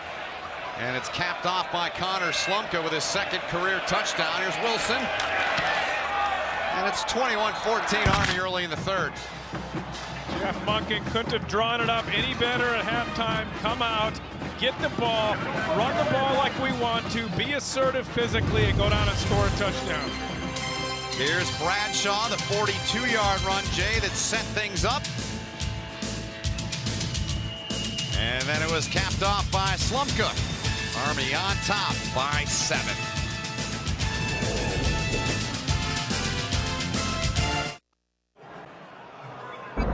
Hi, I'm Chaplain Jim Murphy with the 101st Airborne Division, class of 1988. Go Army, beat UTEP.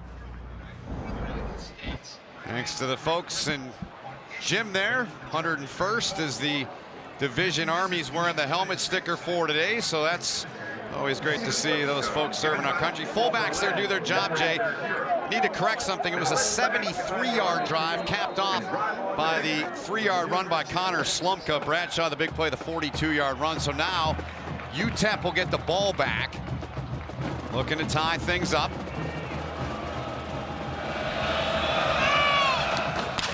Schrage sends it deep. Juno runs under it. Just shy of the 15. A 6-yard return. So UTEP's offense will come on. So John Triffin told us what Jeff Monken said. What do you think Jay Bateman's game plan is here coming out to start the third quarter? Ben, I think he needs to stop Quadres Wadley. And how do you do that? Well, they had success with the inside running game, really in between the tackles, specifically behind the guards. So you have to start pinching your ends, pinching your nose guard, coming in there with your nose tackle, your defensive end Voigt, not allowing to have that room, make him go wide and come up with the outside linebackers and really tell Zach Greenlee, okay, you try to beat us throwing the ball because that's not what you're having success. You've had success running the ball. Excellent. See if that plan works for Army. Wadley, 19 for 120, is his 20th carry of the game. And he has gotten good chunks. That might be the shortest chunk he's gotten in the game. He is, look, I'm really impressed with this young man. But Army got good push on the left side of the defensive line. Wadley saw it, was patient enough, came back to the center and was able to pick up 3 yards. Yeah. 2nd and 7. There's Sean Kugler. And a son playing at Michigan. Go Blue. That was for you. That's right. I mean, look what he's done there. I mean, a career day for him. We're in their first possession of the third quarter. And when you think of the fact that they were last in college football in running the ball at 62 yards per game. Yes. Wadley again. Good job getting a hand on him in there. It was John Voigt, senior defensive captain, slowed him up, gain of 2. So 3rd down and short. Well, not quite that short. 3rd and 5. They're going to need to convert. Kugler's guys looking to big play for both teams, Ben. Yeah, I mean, to get this 3rd down and continue the drive for UTEP, or get a stop for Army and get the ball back after you marched all the way down the field and scored on your first possession of the second half. UTEP 3 of 6 on 3rd down. Delay, and Army blows it up. Outstanding work in there. That's John Voigt. Comes up with a big-time tackle for loss, backs him up to the 24-yard line. 2 best players on this Jay Bateman defense this year, number 59 defensive end John Voigt and Alex Ackerman. And I think Jay Bateman did exactly what I was talking about. Pinch your ends inside, which Voigt did right there, and make a stop, not allow Wadley to beat you. Luna on to kick it away. Reynolds takes it on the run at the 40. And a decent return to the far sideline for Mike Reynolds. Army gets the ball for the 2nd time here in the 3rd quarter, led by their senior captain on offense, Ahmad Bradshaw. They're up 7.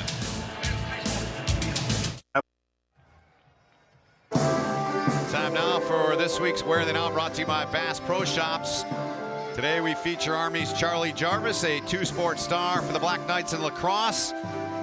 And then the football field as well. And the 6-member class last night inducted into the Army Sports Hall of Fame. There's Charlie.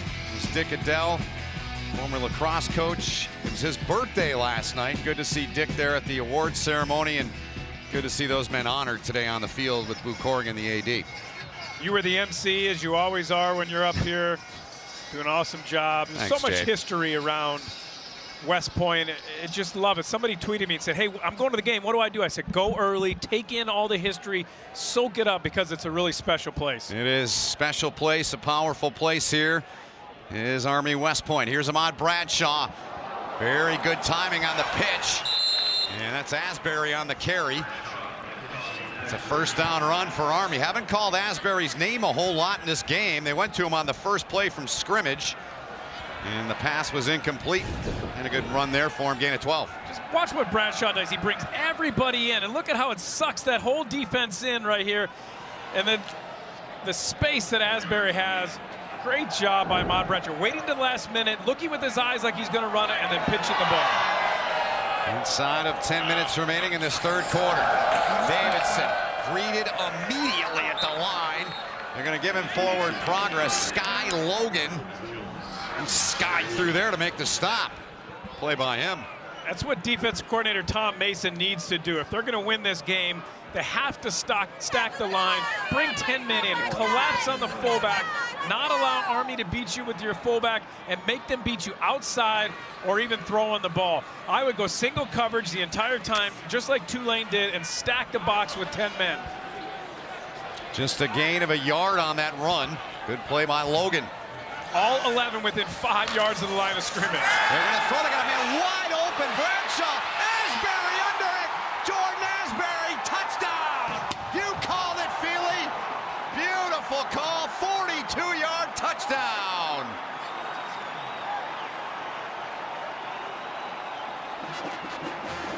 That tricky Brent Davis dialing it up.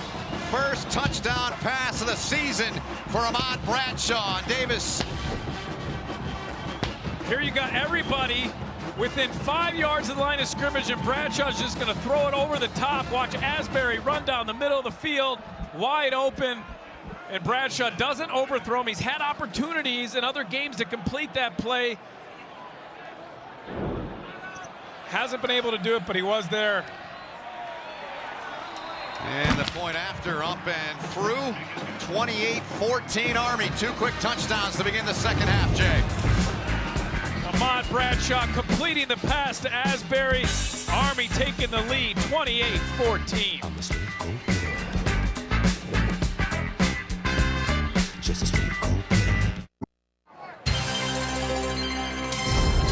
College football on CBS Sports Network is sponsored by Ram Trucks, proven to last. By Navy Federal Credit Union, proudly serving the armed forces and their families for over 80 years. Federally insured by NCUA. And by Bass Pro Shops. Your adventure starts here.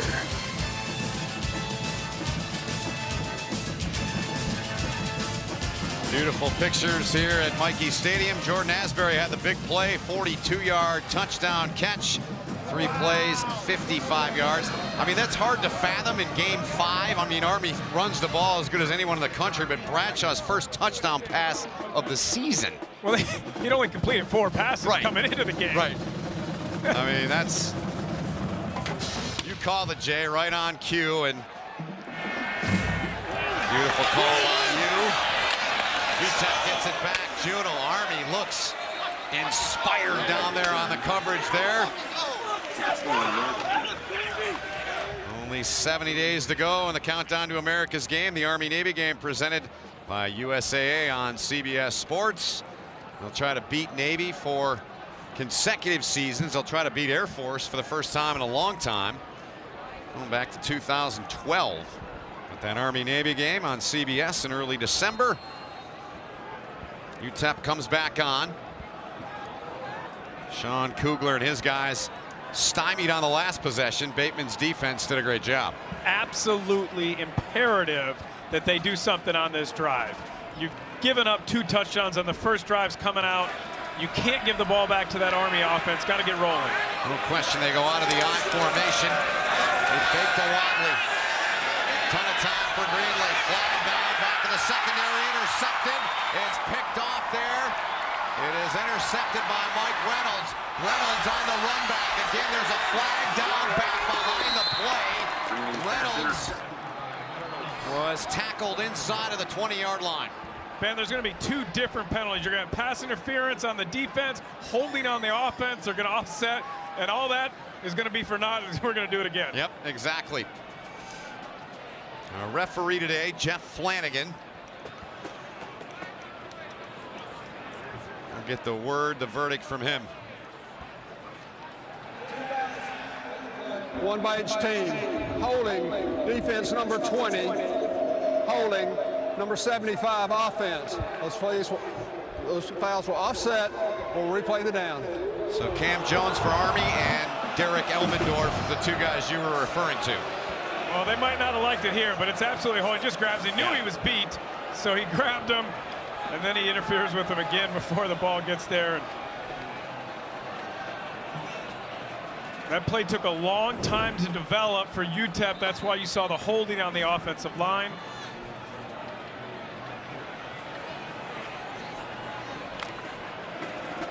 So we'll go first down and 10 from the 21-yard line.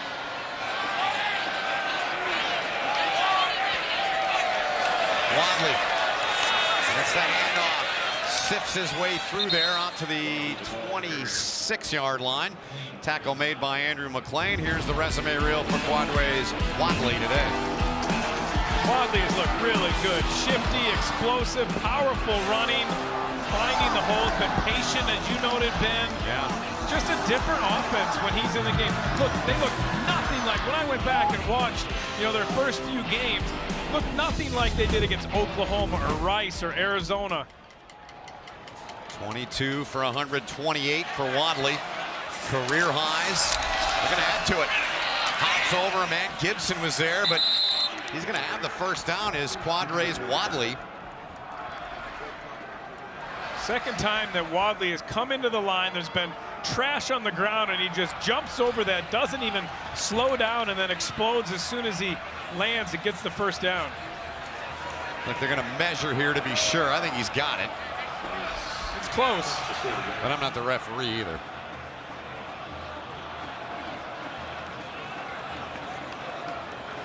Wadley, a sophomore. Here come the sticks to see if he got it.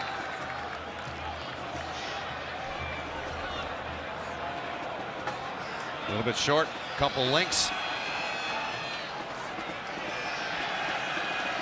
So it'll be 3rd and inches. I think you're in 2-down territory here. Down 14, you can't give the ball back, even if you get stuffed. Yeah. I think you're going for it again. The way that Army runs the ball, the way they possess it, eat up the clock, you can't afford to give them the ball back. And I wouldn't go anywhere with this ball but Wadley, and Wadley is lined up. It's Greenlee, he's got it. Follows the pile, they go that left side where Will Hernandez, their rock, 4-year starter, started every game in his career, leads the way for Kugler's guys, so they move the chains. Yeah, I mean, this is, like you said, this is a possession. They got to do something with it. This thing may slip away. Good push by that offensive line, led by Hernandez. So from the 33, inside of 7 to play in the 3rd. 2 Army touchdowns. One by Slumka. Pass to Asbury has Army up by 2 scores. To the tight end Lucero, who had a touchdown grab late in the first half there. Big game out of him. Max Regan filling in for the injured Ryan England, who they hope to have back in maybe 2 or 3 weeks. UTEP went twins right, ran 2 clear out routes, and then brought Lucero underneath for the easy completion.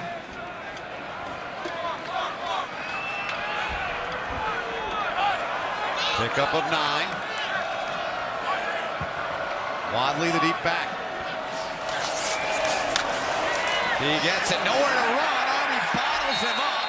Ackerman was standing there waiting for him. Wadley missed the hole here. If you look inside, you're going to see the gap. If he follows Hernandez, there's a gap there. He goes outside. Not as much as I originally thought, but good job by Ackerman exploding to the backfield. Look at Ackerman. He was 205 pounds when he got here. Now he's 260. 3rd and 2 here for UTEP. I still think it's 2-down territory, Ben. Yeah. Greenlee on the run. Dumps it off, and he dropped it. He wouldn't have had it anyways. Lucero dropped it. Great job there by Army. Same play as earlier in the series. Twins right, run clear out routes, bring Lucero, but this time they did a good job of covering Lucero, and I'm surprised that they're punting this ball away. It's 28-14, 5 minutes to go in the 3rd quarter, and you know how Army possesses the ball, and they marched right down the field. The last 2 series, I wouldn't be putting this ball away. To me, you go for it right here. 4th and 2. Luna's in punt formation. Averaging 39.7 a kick. They boot it away. Not a deep kick, but he gets a few more yards on it. It'll go inside of the 20-yard line where Terry Juneau will down the ball there for Kugler's guys. There's a flag down back at the 35. So they discuss, and Flanagan will tell us why it's down, a 40-yard punt. During the kick, holding receiving team number 18. 10-yard penalty. First down. That's why. 5:02 to play in the third quarter. Army with 2 touchdowns here in the third quarter, getting the football when we return to Michie Stadium.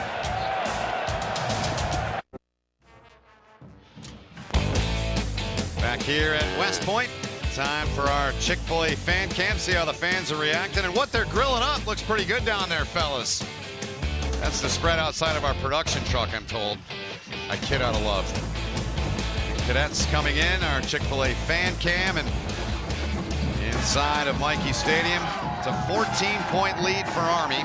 5 and change to play in the third quarter. Army averaging 10.6 a play. UTEP 5 to this point. Army will start inside of their, just inside of the 10 after the penalty on the punt. They have to get a stop here. Punting that ball away on 4th and 2, I don't agree with it. You might not get it back until the 4th quarter. Great point. See what Army can do here and what UTEP can do defensively to the 15-yard line. That was Kel Walker, such a versatile back, great speed. Home run hitter, stopped by Alvin Jones, their top tackler. Second time you've seen Kel Walker line up with Ahmad Bradshaw shotgun. He almost always gets the ball. You see Army 5 plays over 20 yards. That's huge for them. Their goal is to get 3 plays over 20 yards each game. Those are those numbers you saw there on our I-bar reference. The yards per play more than 2 to 1 for Army. Ball start. Yep, flag flies. Number 83, 5-yard penalty. Second down. Zach Saum, one of the tight ends.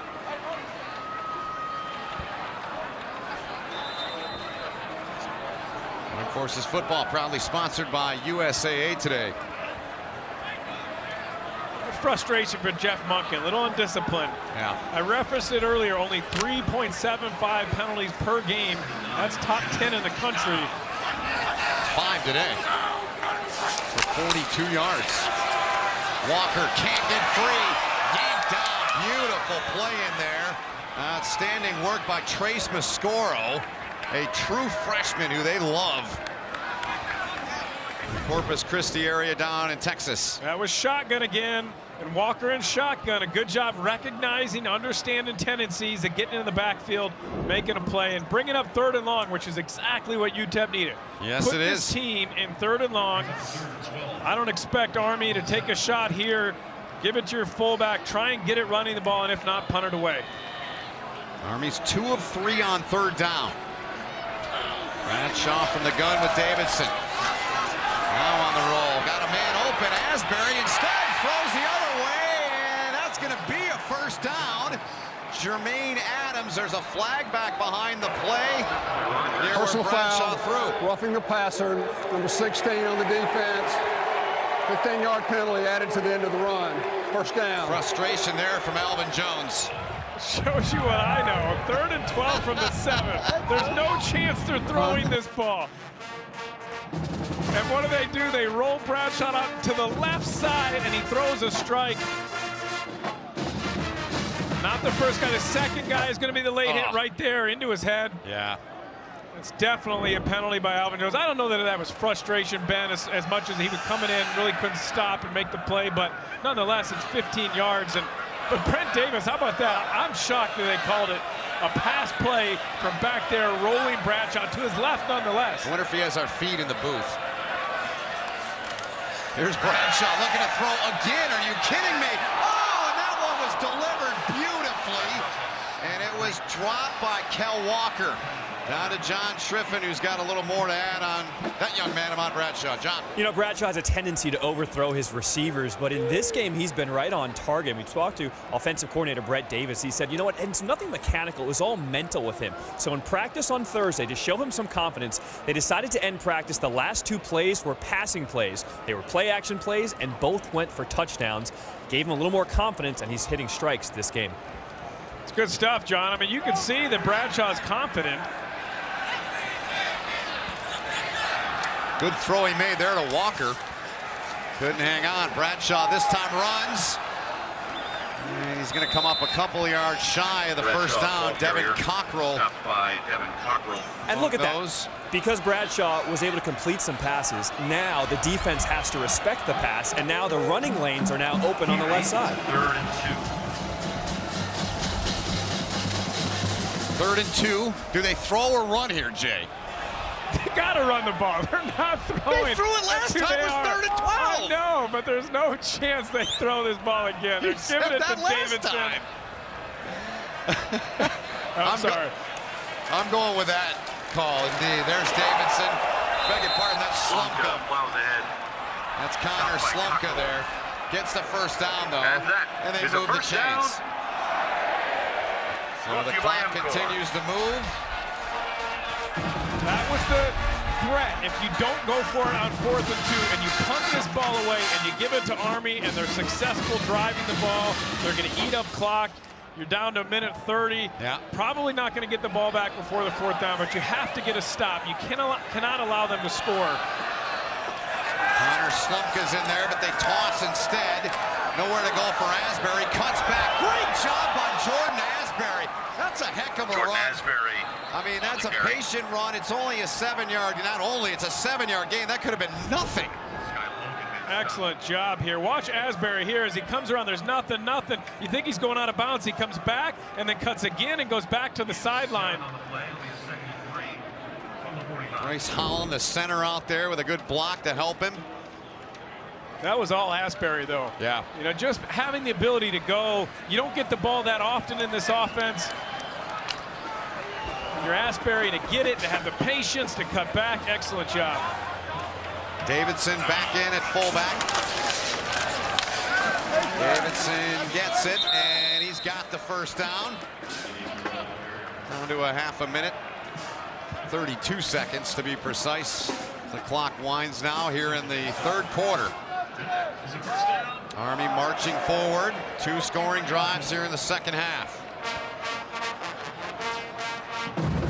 There, Bryce Holland, our center, had a chance to talk with him yesterday and leading them up front. 4th quarter Warrior sign that Monken and his guys show when the 4th quarter is set to begin. And after 3, Army's on top by 14. That's the end of the 3rd. 28-14, Army on top of UTEP. You're watching college football on CBS Sports Network.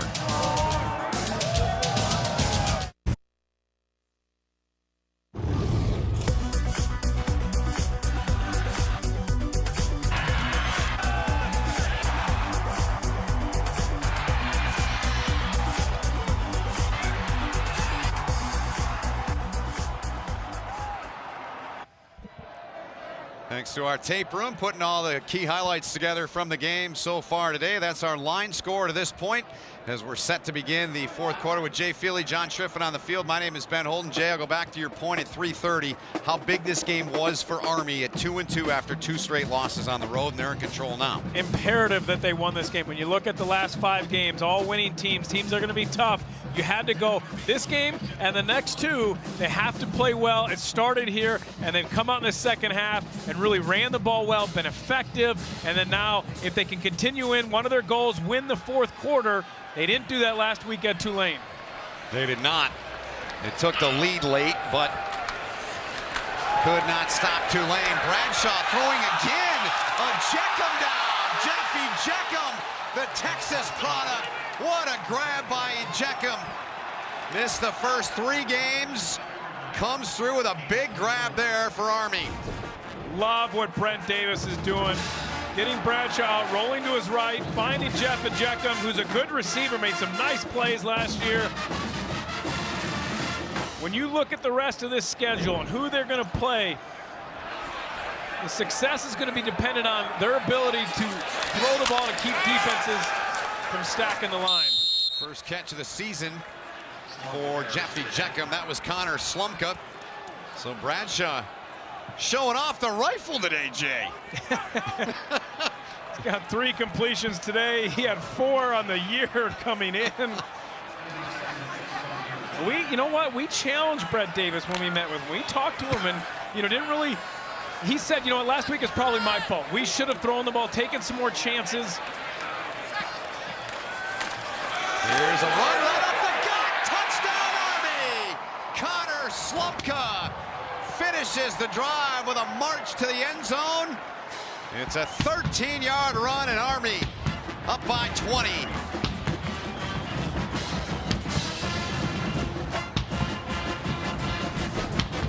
When you throw the ball, it opens it up inside. Look at the hole, because now you spread them out. Now they can't stack the box. Slumka gets into the end zone, and this offense is rolling. Not only is it so important for this game, but going forward in this schedule, what they want to accomplish. 11-play drive as Wilson banks through the point after, and they're up by 21 now. After UTEP decided to punt it, Army got it, made him pay.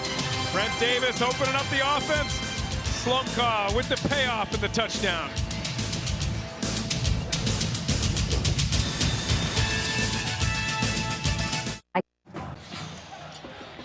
Early in the fourth quarter, Connor Slumka with a couple of touchdowns here today. Took one in there before the break, 13 yards. And it's now a 35-14 lead. Here's Brent Davis, his reaction. It's great. We're not here next week, but it would be really fun to be here and to go into that meeting, because I know he would be all over us. Bradshaw. 80 yards passing for Ahmad Bradshaw today. Getting a little dancing in. You don't get a lot of opportunities to dance when you're at West Point. Why not? Schragg's got it teed up. Terry Junel awaiting the kick. Slumka with 3 touchdowns in the last 2 ball games to this point. Late last week, put Army up 17-14, but they came up short in that game. Junel from the 3. Got some room. Terry Junel trying to be Schrag, and he stepped out of bounds. Good job by Schrag down there to force him out, Joe. Good blocking up front, getting Juno an opportunity. Schrag doing what he should do, come in, make the play, clean it up for your kick coverage team. He's having a really good year. He and is. We did joke with Jeff Monken. We said, did you talk to him? He did tell us, I gave him a hug. Because I said, after that fake punt, he had to give him a hug. He said, I didn't give him a hug. But we still didn't talk. He's now, he said, I can talk to him. He can't talk to me. I mean, you got to give him some leeway at this point, man. I think he's having fun with it.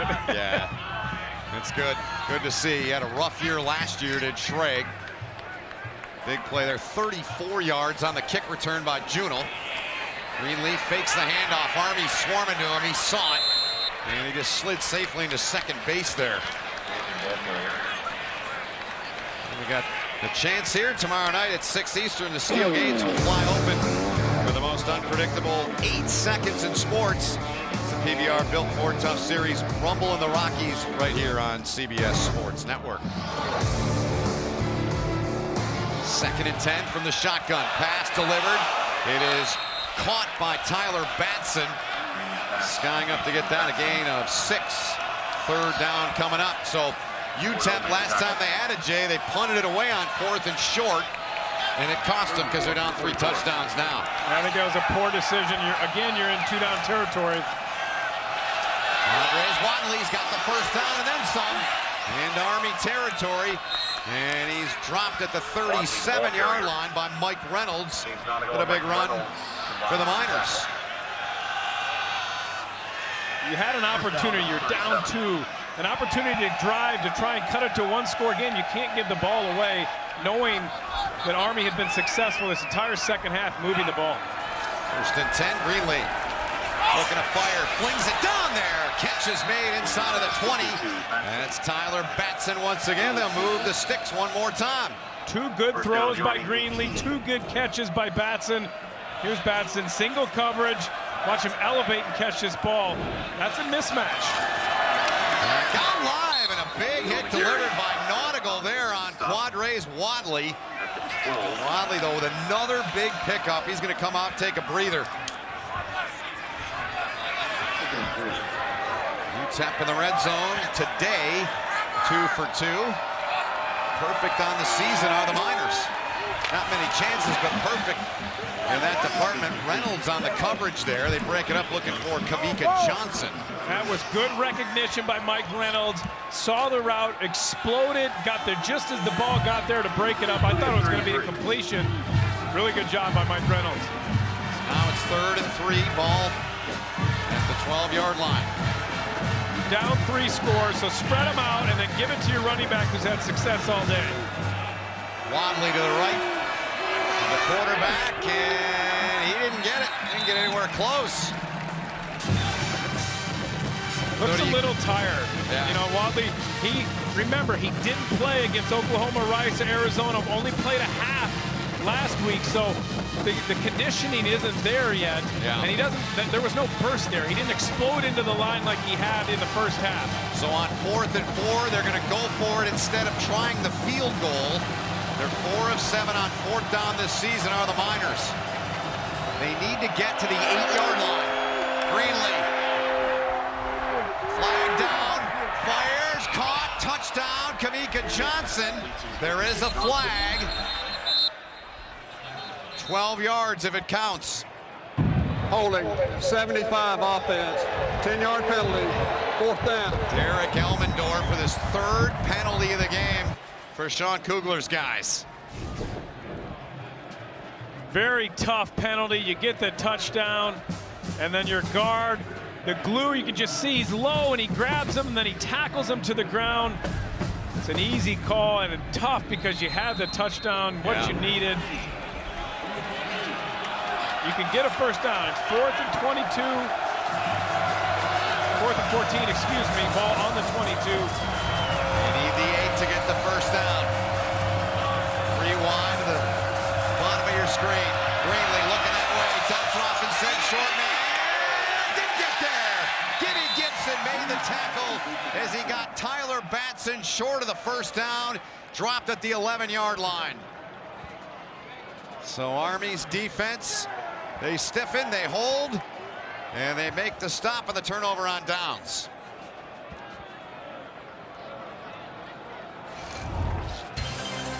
UTEP trying to find something on 4th down, but Gibby Gibson says, no, sir.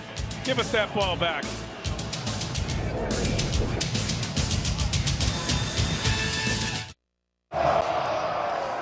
Still a lot of time left in this game. Army on top, 21. UTEP, first time this season they failed in the red zone, and at 4th down, they're 7 of 8. Time now, Jay, for our AP poll powered by Ram Trucks. Well, that's the big loss right there. USC last night, Luke Falk looked good. Sam Darnold did not. USC's going to drop out. Sam Darnold might drop out of that Heisman race, and Penn State cements themselves in that 4th spot. They're leading Indiana 38-14. Sorry, Bruce. Our producer, Bruce Kark, he's an Indiana guy. Michigan's off. Wisconsin defeated Northwestern. No other surprises, really. It's a big game tonight, though. Clemson, Virginia Tech. Yeah. Excited to watch that one. Yeah, it is a big one. 2 against 12. Army with a football. Davidson, the fullback, behind Ahmad Bradshaw.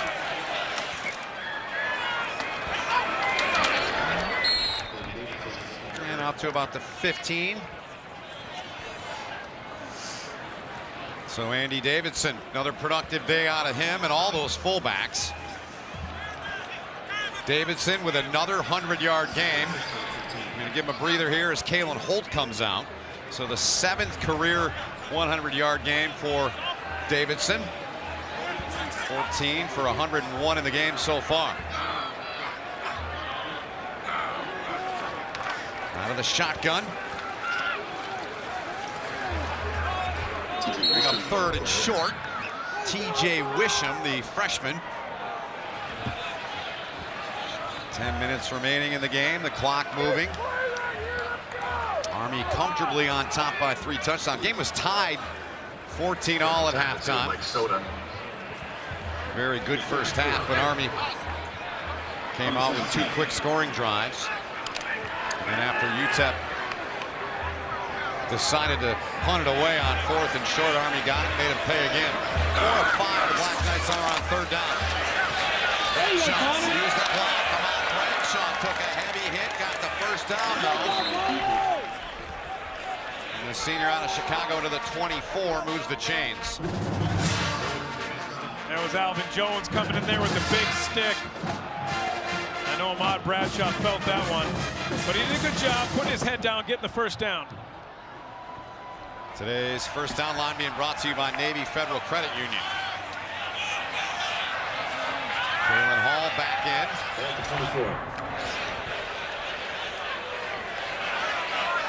Good second half from Ahmad Bradshaw on the offense. Back him up 5 here, movement on the left side.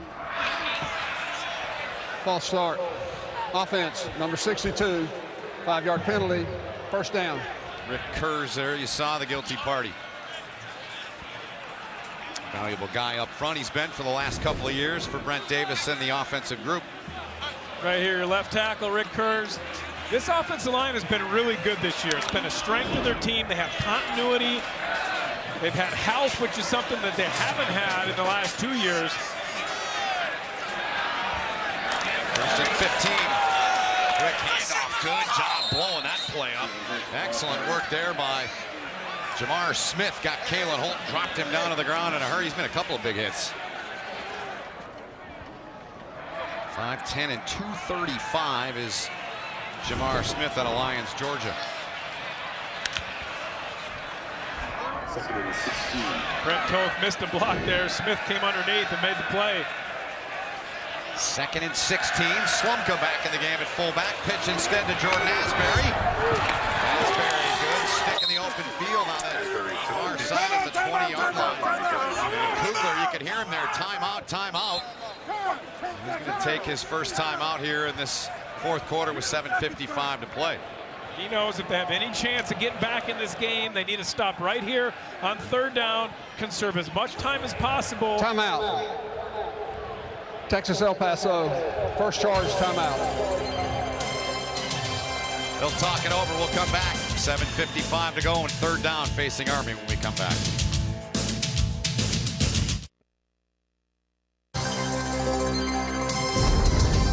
College football on CBS Sports Network is sponsored by Chick-fil-A. Start game day strong with the new Breakfast Hash Brown Scramble Bowl. By Mercedes-Benz, the best or nothing. And by MCOR, build, power, service, protect. Those are pictures of the 101st Airborne Division. They were deployed to Puerto Rico as part of the Defense Department's Defense Support of Civil Authorities mission to support hurricane relief. The group consists of more than 70 people, 8 HH-60 Medvac Black Hawk helicopters. We salute you. And they're on the back of the helmet today, the 101st Airborne, as Army wears a different one every week to honor the great men and women that serve in the respective divisions that they honor. 3rd and 15, they're going to throw it, Feely? No way. You said that last time. I know. We were both wrong. They're throwing it. Bradshaw, incomplete. I think Brent Davis what is happened listening. to Brent Davis? I think I've corrupted him. I think you have. Calvin Hopkins came in to throw that, looking for Jermaine Adams, who made a big catch earlier. It's 4th and 15. Calvin Hopkins came in at the end of the game last week against Tulane, and they got the ball back with less than a minute left to try and move it. If they're in a 2-minute situation, which they haven't been in this year, end of a half, that's who would come in. He's a better thrower than Ahmad Bradshaw. Yep. Schrag only his 2nd punt of the game. Terry Juneau back at his 40. His first punt was 39 yards. Is he going to fake it again? He looked like he was going to. Instead, kicks it on the run, and ball will be down inside of the 30.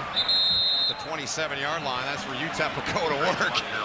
Actually, I think they're going to bring it up a little bit. I think that ball It hit him. That hit Boudreaux. They're going to move the ball up, but if Schrag had run it there, he would have been quickly back in Jeff Monken's dughouse. This is what we're referring to last time we were here, Jay. One of the gutsiest plays I've seen. If Nick Schrag doesn't get this first down, it wasn't a call, it was a punt run option. If it's there, you can do it. We talked about in the game, he did it on 4th and 40 plus the year before. And it was a disaster. Monken called it the most boneheaded play he'd seen, right? It was, there's no question.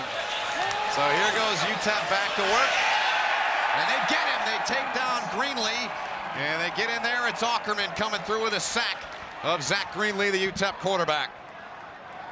Jay Bateman moving Alex Ackerman, the Sam linebacker, around, outside, inside, getting the matchup that he likes. Alex Ackerman getting held, but running through the hole, getting the sack. Well, Bateman's told us it's like blocking a dump truck. He ran right through that. Pass far side, off the turf and incomplete. Looking for Terry Juneau. There's Jay Bateman. Always enjoy talking to him, all the coaches, and he's always very entertaining. 3rd and 22 facing UTEP against Bateman's defense, who was an outstanding group last year, having a good year again this year. See him, as you said, Jay, turn and get some more turnovers. They haven't done that. No turnovers in the game to this point. They get him again. Nautical in there. Looked like a young Brian Urlacher. Takes him down, does James Nautical. He's had a phenomenal game. Coming on the outside of your screen on a blitz. Nautical gets in there for his 11th tackle in the game. Gets the sack, gets the stop. There's 6 minutes left. That's probably going to do it here for UTEP's chances. Jay Bateman's defense had a phenomenal second half. Struggled in the first half against the run, made adjustments, and much better. Game's not over yet. They're shooting cannons off. 2 sacks on that defensive stand for Army. And the Black Knights will have very good field position with a little more than 6 minutes to play in this game, leading by 21 points. Trying to get back over 500. Sean Kugler's guys 0-4 on the season. Jay Bateman's defense did the trick last time. The offense gets it back. Army players on the bench having a good time. They're in control of this game, leading by 21. 6:07 to play in it. There's more college football coming up next. We head to the Mountain West Repair Games. New Mexico and Air Force will be following us. And the nightcap, Rashad Penny, number 19, San Diego State, take on upset-minded Northern Illinois. They've been off a week, Jay, after beating Nebraska on the road, but they're going to have to deal with the stud from San Diego State. And Rashard Penny is a stud. He's 2nd in college football, 716 rushing yards behind Bryce Love at Stanford. But when they went head-to-head, his San Diego State Aztecs beat Stanford. They beat 2 Power 5 teams. They beat Arizona State as well. This is a really good team with an aggressive defense and an opportunity to be the team to get out of the group of 5. South Florida's got a chance to run the table, but the schedule they have, they won't have the opportunity to beat teams like San Diego State has. It'd be really interesting to see what happens if both of those teams go through this season and they're undefeated, because you're right, USF doesn't have the strength of schedule that San Diego State has. They got Boise State coming up soon as well after this Northern Illinois game. So fun to watch. Luke Langdon's in the ball game now. Takes over for Ahmad Bradshaw. Connor Slumka behind him. 5.5 to play. Army up by 3 touchdowns. Brent Davis dials up a pass off the hands. It's intercepted. This looks like it's going to be a pick 6 for UTEP, and it is. It's taken back for the touchdown by Kahani Smith. Off the hands and back for 6. And it's 35-20 now, 52 yards on the return. And hold on, I mean, you make the decision to take Bradshaw out, put Langdon in. You throw a screen and it bounces off the receiver's hands. You run it back for a touchdown, and now it's a 2-score game.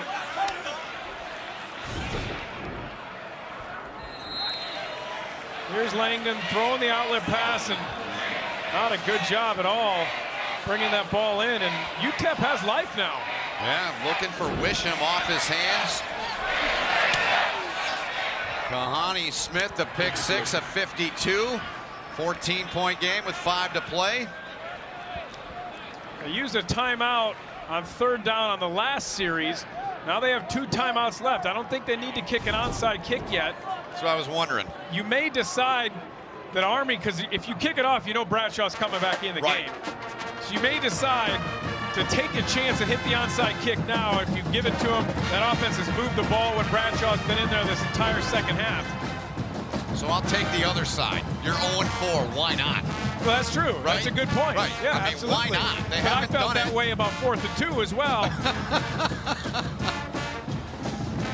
Yeah, I mean, this team has not won a game and blown out, not had good success. They're in this game. I mean, still with 5 minutes to play, certainly a 2-touchdown game. They're in the game.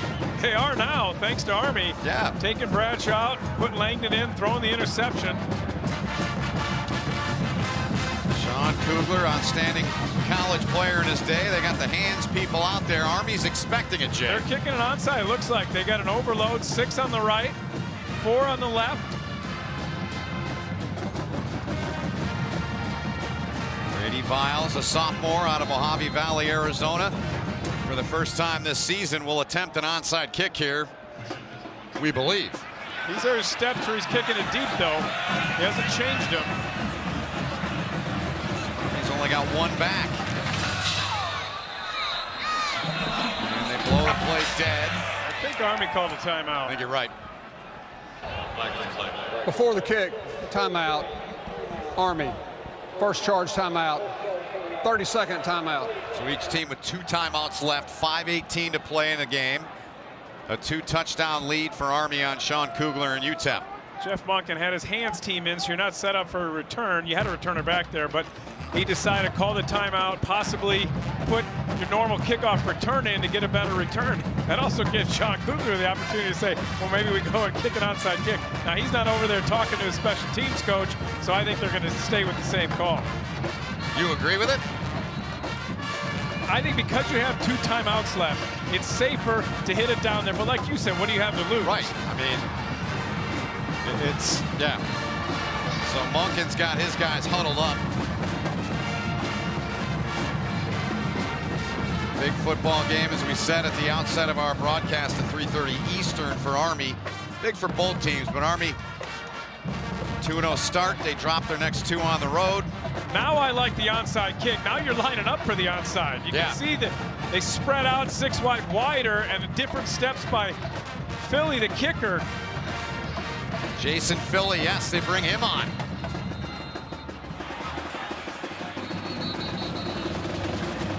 Jeff Monken, I think, called timeout again. Timeout. So he's got 1 Army. left. Second charge timeout. 30-second timeout. So they take another timeout. There's Philly, who... I'm going to say it's the first time I've ever seen a coach try and ice a kicker. Ice an onside? On an onside. Little game of cat and mouse going on between Jeff Monken and Sean Kugler. Yes.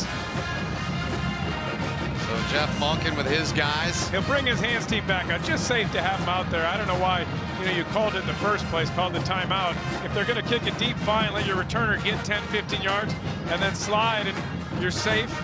Now you have the ball with 5 minutes and 18 seconds left.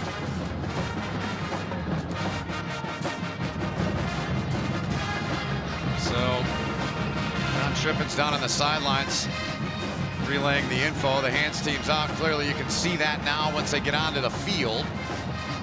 To the far side. You could have had the ball, though, if you were Jeff Monken. They were going to kick deep. UTEP was. Now they're kicking an onside kick. You can't hit the high hop in college, so this is going to be on the ground low and try to get a deflection. Here goes Philly. Puts his foot into it. Army's got it. And it's grabbed and taken in by Jermaine Adams. Almost kept his feet, Ben. If he had kept his feet, he's allowed to advance the ball. Yeah, he could have scored there. Not a bad kick here. You want it on the ground. It's got to bounce twice, and it does. And there's Adams. And if he keeps his feet, he's going to score a touchdown. So they bring in the second guy, the kicker Jason Philly, to try it. Jermaine Adams, part of the hands team, and Army's got the ball. UTEP with 2 timeouts with 5:15 to play. And as you said, Bradshaw's coming back in the game. There he is, senior captain. Trots back on with his group. UTEP can only stop the clock twice. First and 10, Army at the 40-yard line of UTEP. Andy Davidson behind him on Bradshaw. Bradshaw kept it, took a heavy shot. Gain of 2 on the play. It was taken down by Trace Mascoro.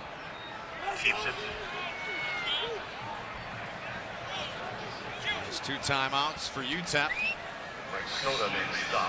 Not taking one here. Let the clock run. You stopped them for 2 yards. You need to get the ball back without allowing them to score or get a field goal at all. I would have called a timeout there.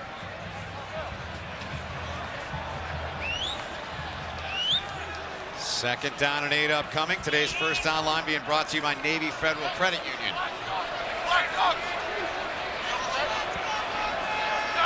Army takes it down to the final second toss to Jordan Asbury. Good pickup from Asbury. It'll bring up 3rd down. Stopped by Johnny Jones.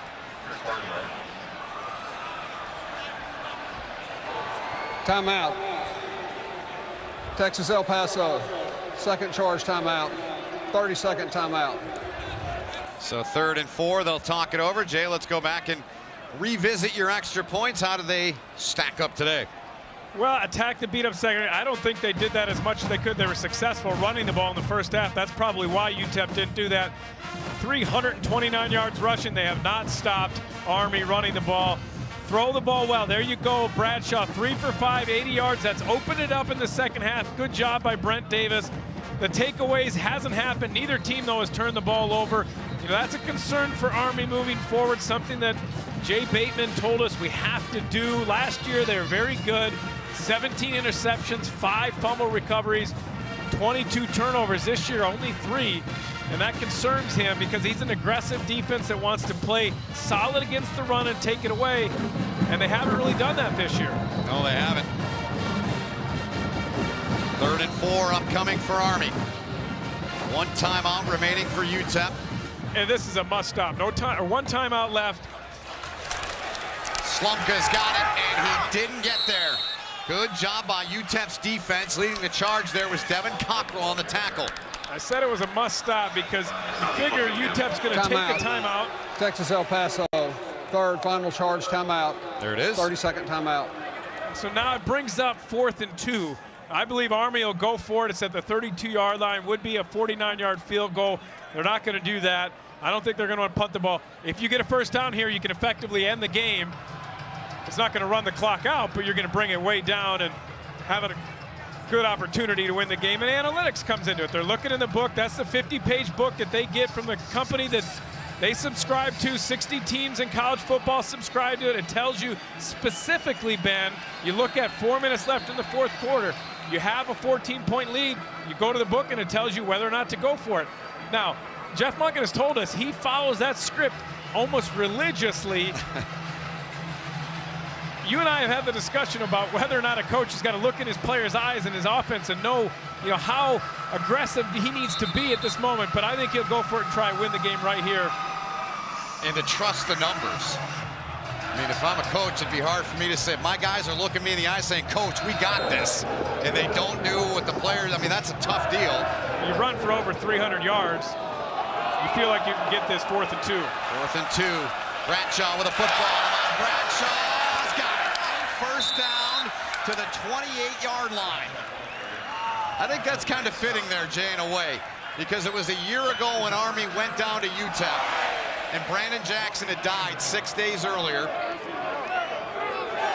A young up-and-coming cornerback. It was the first game they played. There's the number 28. After Brandon's death, number 28. although they've spotted the ball at the 29.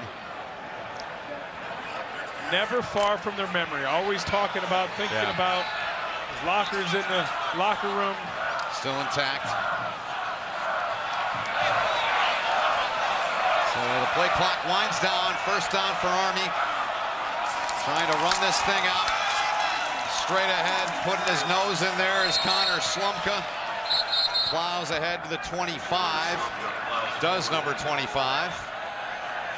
There's a picture of Brandon. We were here on September 10th last year, and it was the next day that you texted me and first informed me of what happened. And I was heartbroken when I heard the news. Me too. We were, here you are, you're watching a young man play, and then you hear hours later he's gone. It's a tough thing to deal with. Brandon's mom still comes around. She was up here when we were here earlier in the season against Buffalo. She was here when the rings were passed out to accept it. She didn't come around for a while and took her time to heal. Obviously, you lose a child. There's no easy way to deal with that. I don't care what anybody says, especially when he's 20 years old. But Army gets a first down. The clock continues to wind down. UTEP cannot stop it. And Army is 225 away from going back over the 500 mark. 3-0 at home. One of their goals, be undefeated at home. It's been 10 years since they've been 3-0 at home to start a season.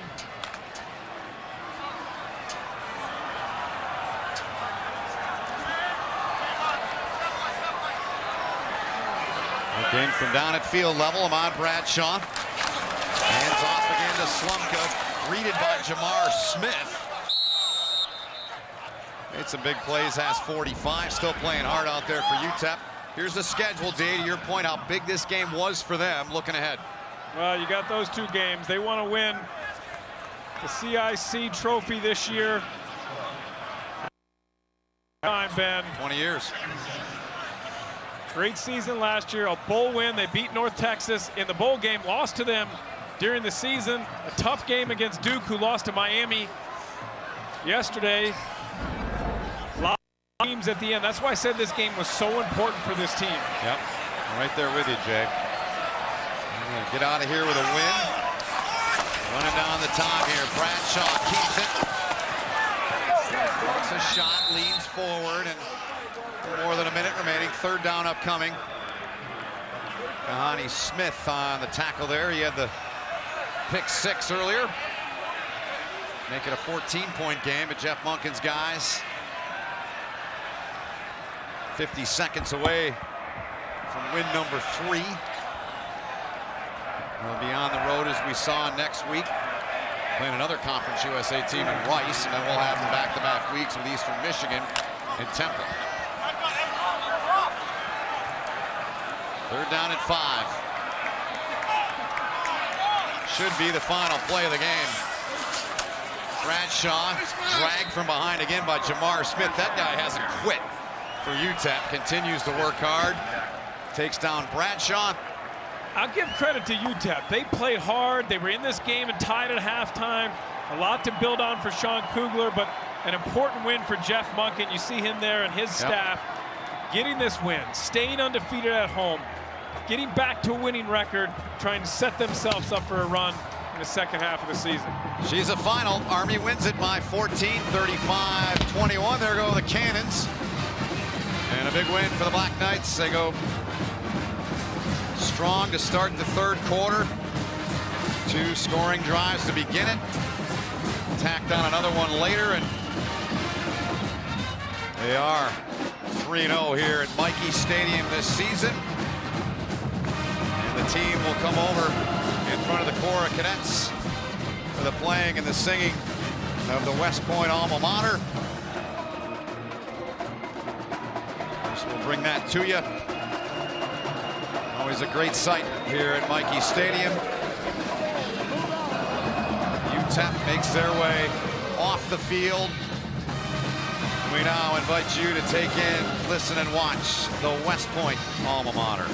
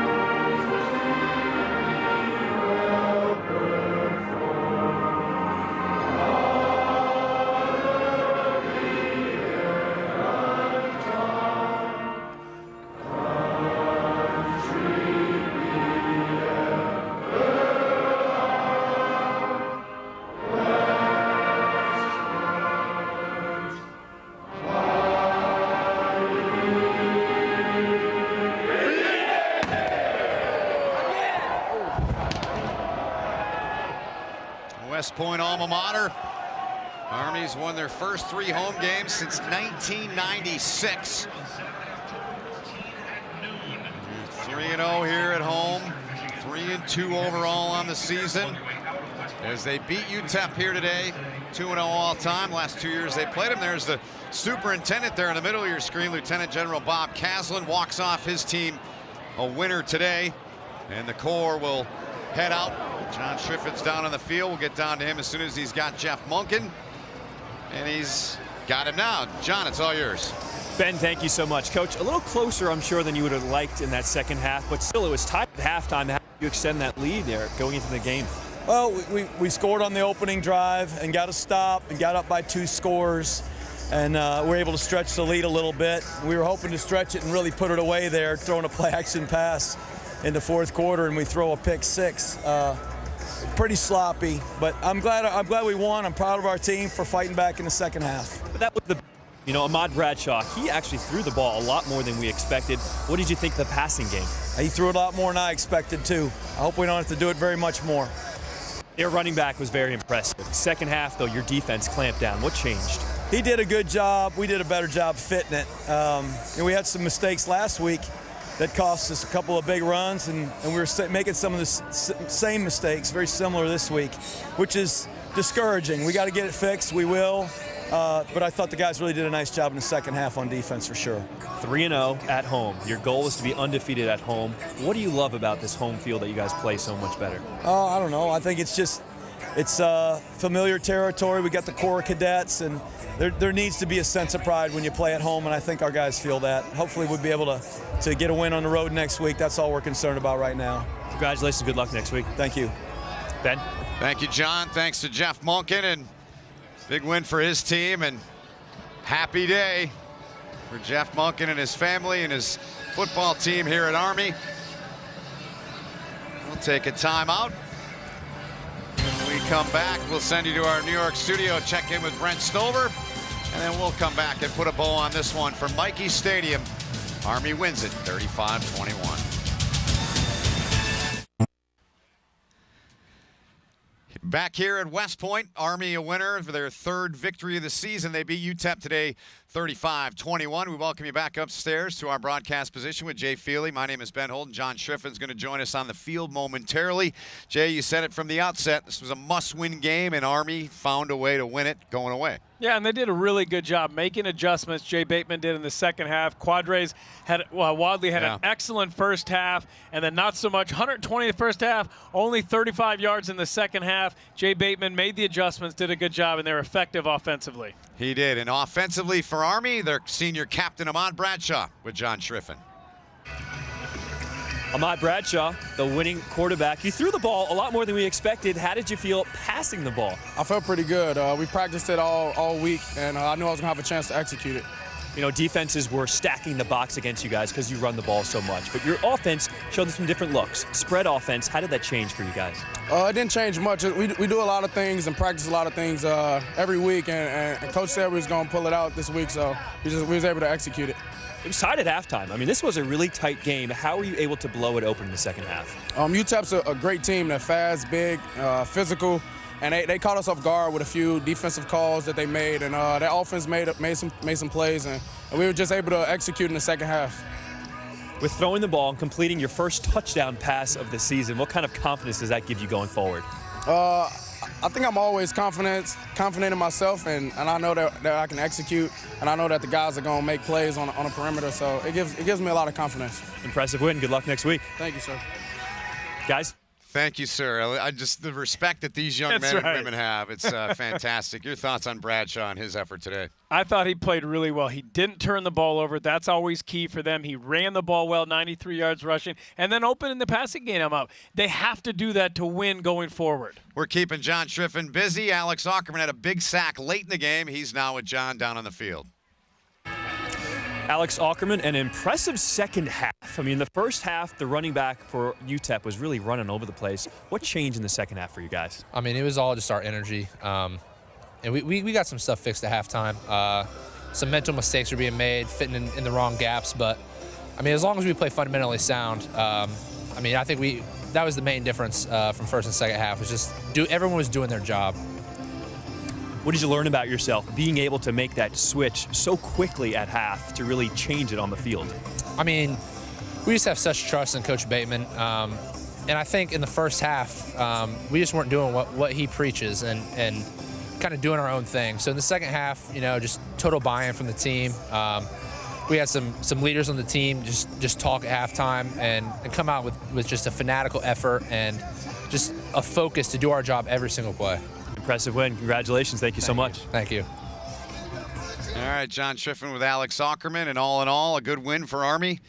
35-21, they take care of business. Only 19 yards rushing as a team for UTEP in the second half. That defense played really well. James Nautigal, hammer sticks. He played a great game, 11 tackles and a sack, and Alex Ackerman as well. That defense played well. Shut him down in the second half. We learned a lot in the nickname department today here at Army.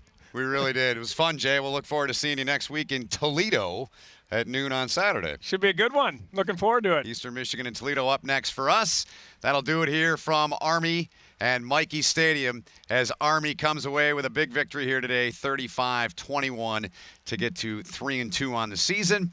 And they're now 3-0 here on the home field along the banks of the Hudson, as I like to say, Jay. So we say so long. Thanks for watching. And hope you enjoyed the broadcast. Again, the final score, 35-21 for Jay Feely, John Triffin, Bruce Clark, our producer, Warren Pick, our director, all of our great crew. My name is Ben Holden. This has been a presentation of CBS Sports Network, the 24-hour home of CBS Sports. Now to Albuquerque, New Mexico for more college football. Air Force takes on New Mexico in a Mountain West matchup. Sean Grandy, Aaron Murray, Cassie McKinney on the call. So long from West Point.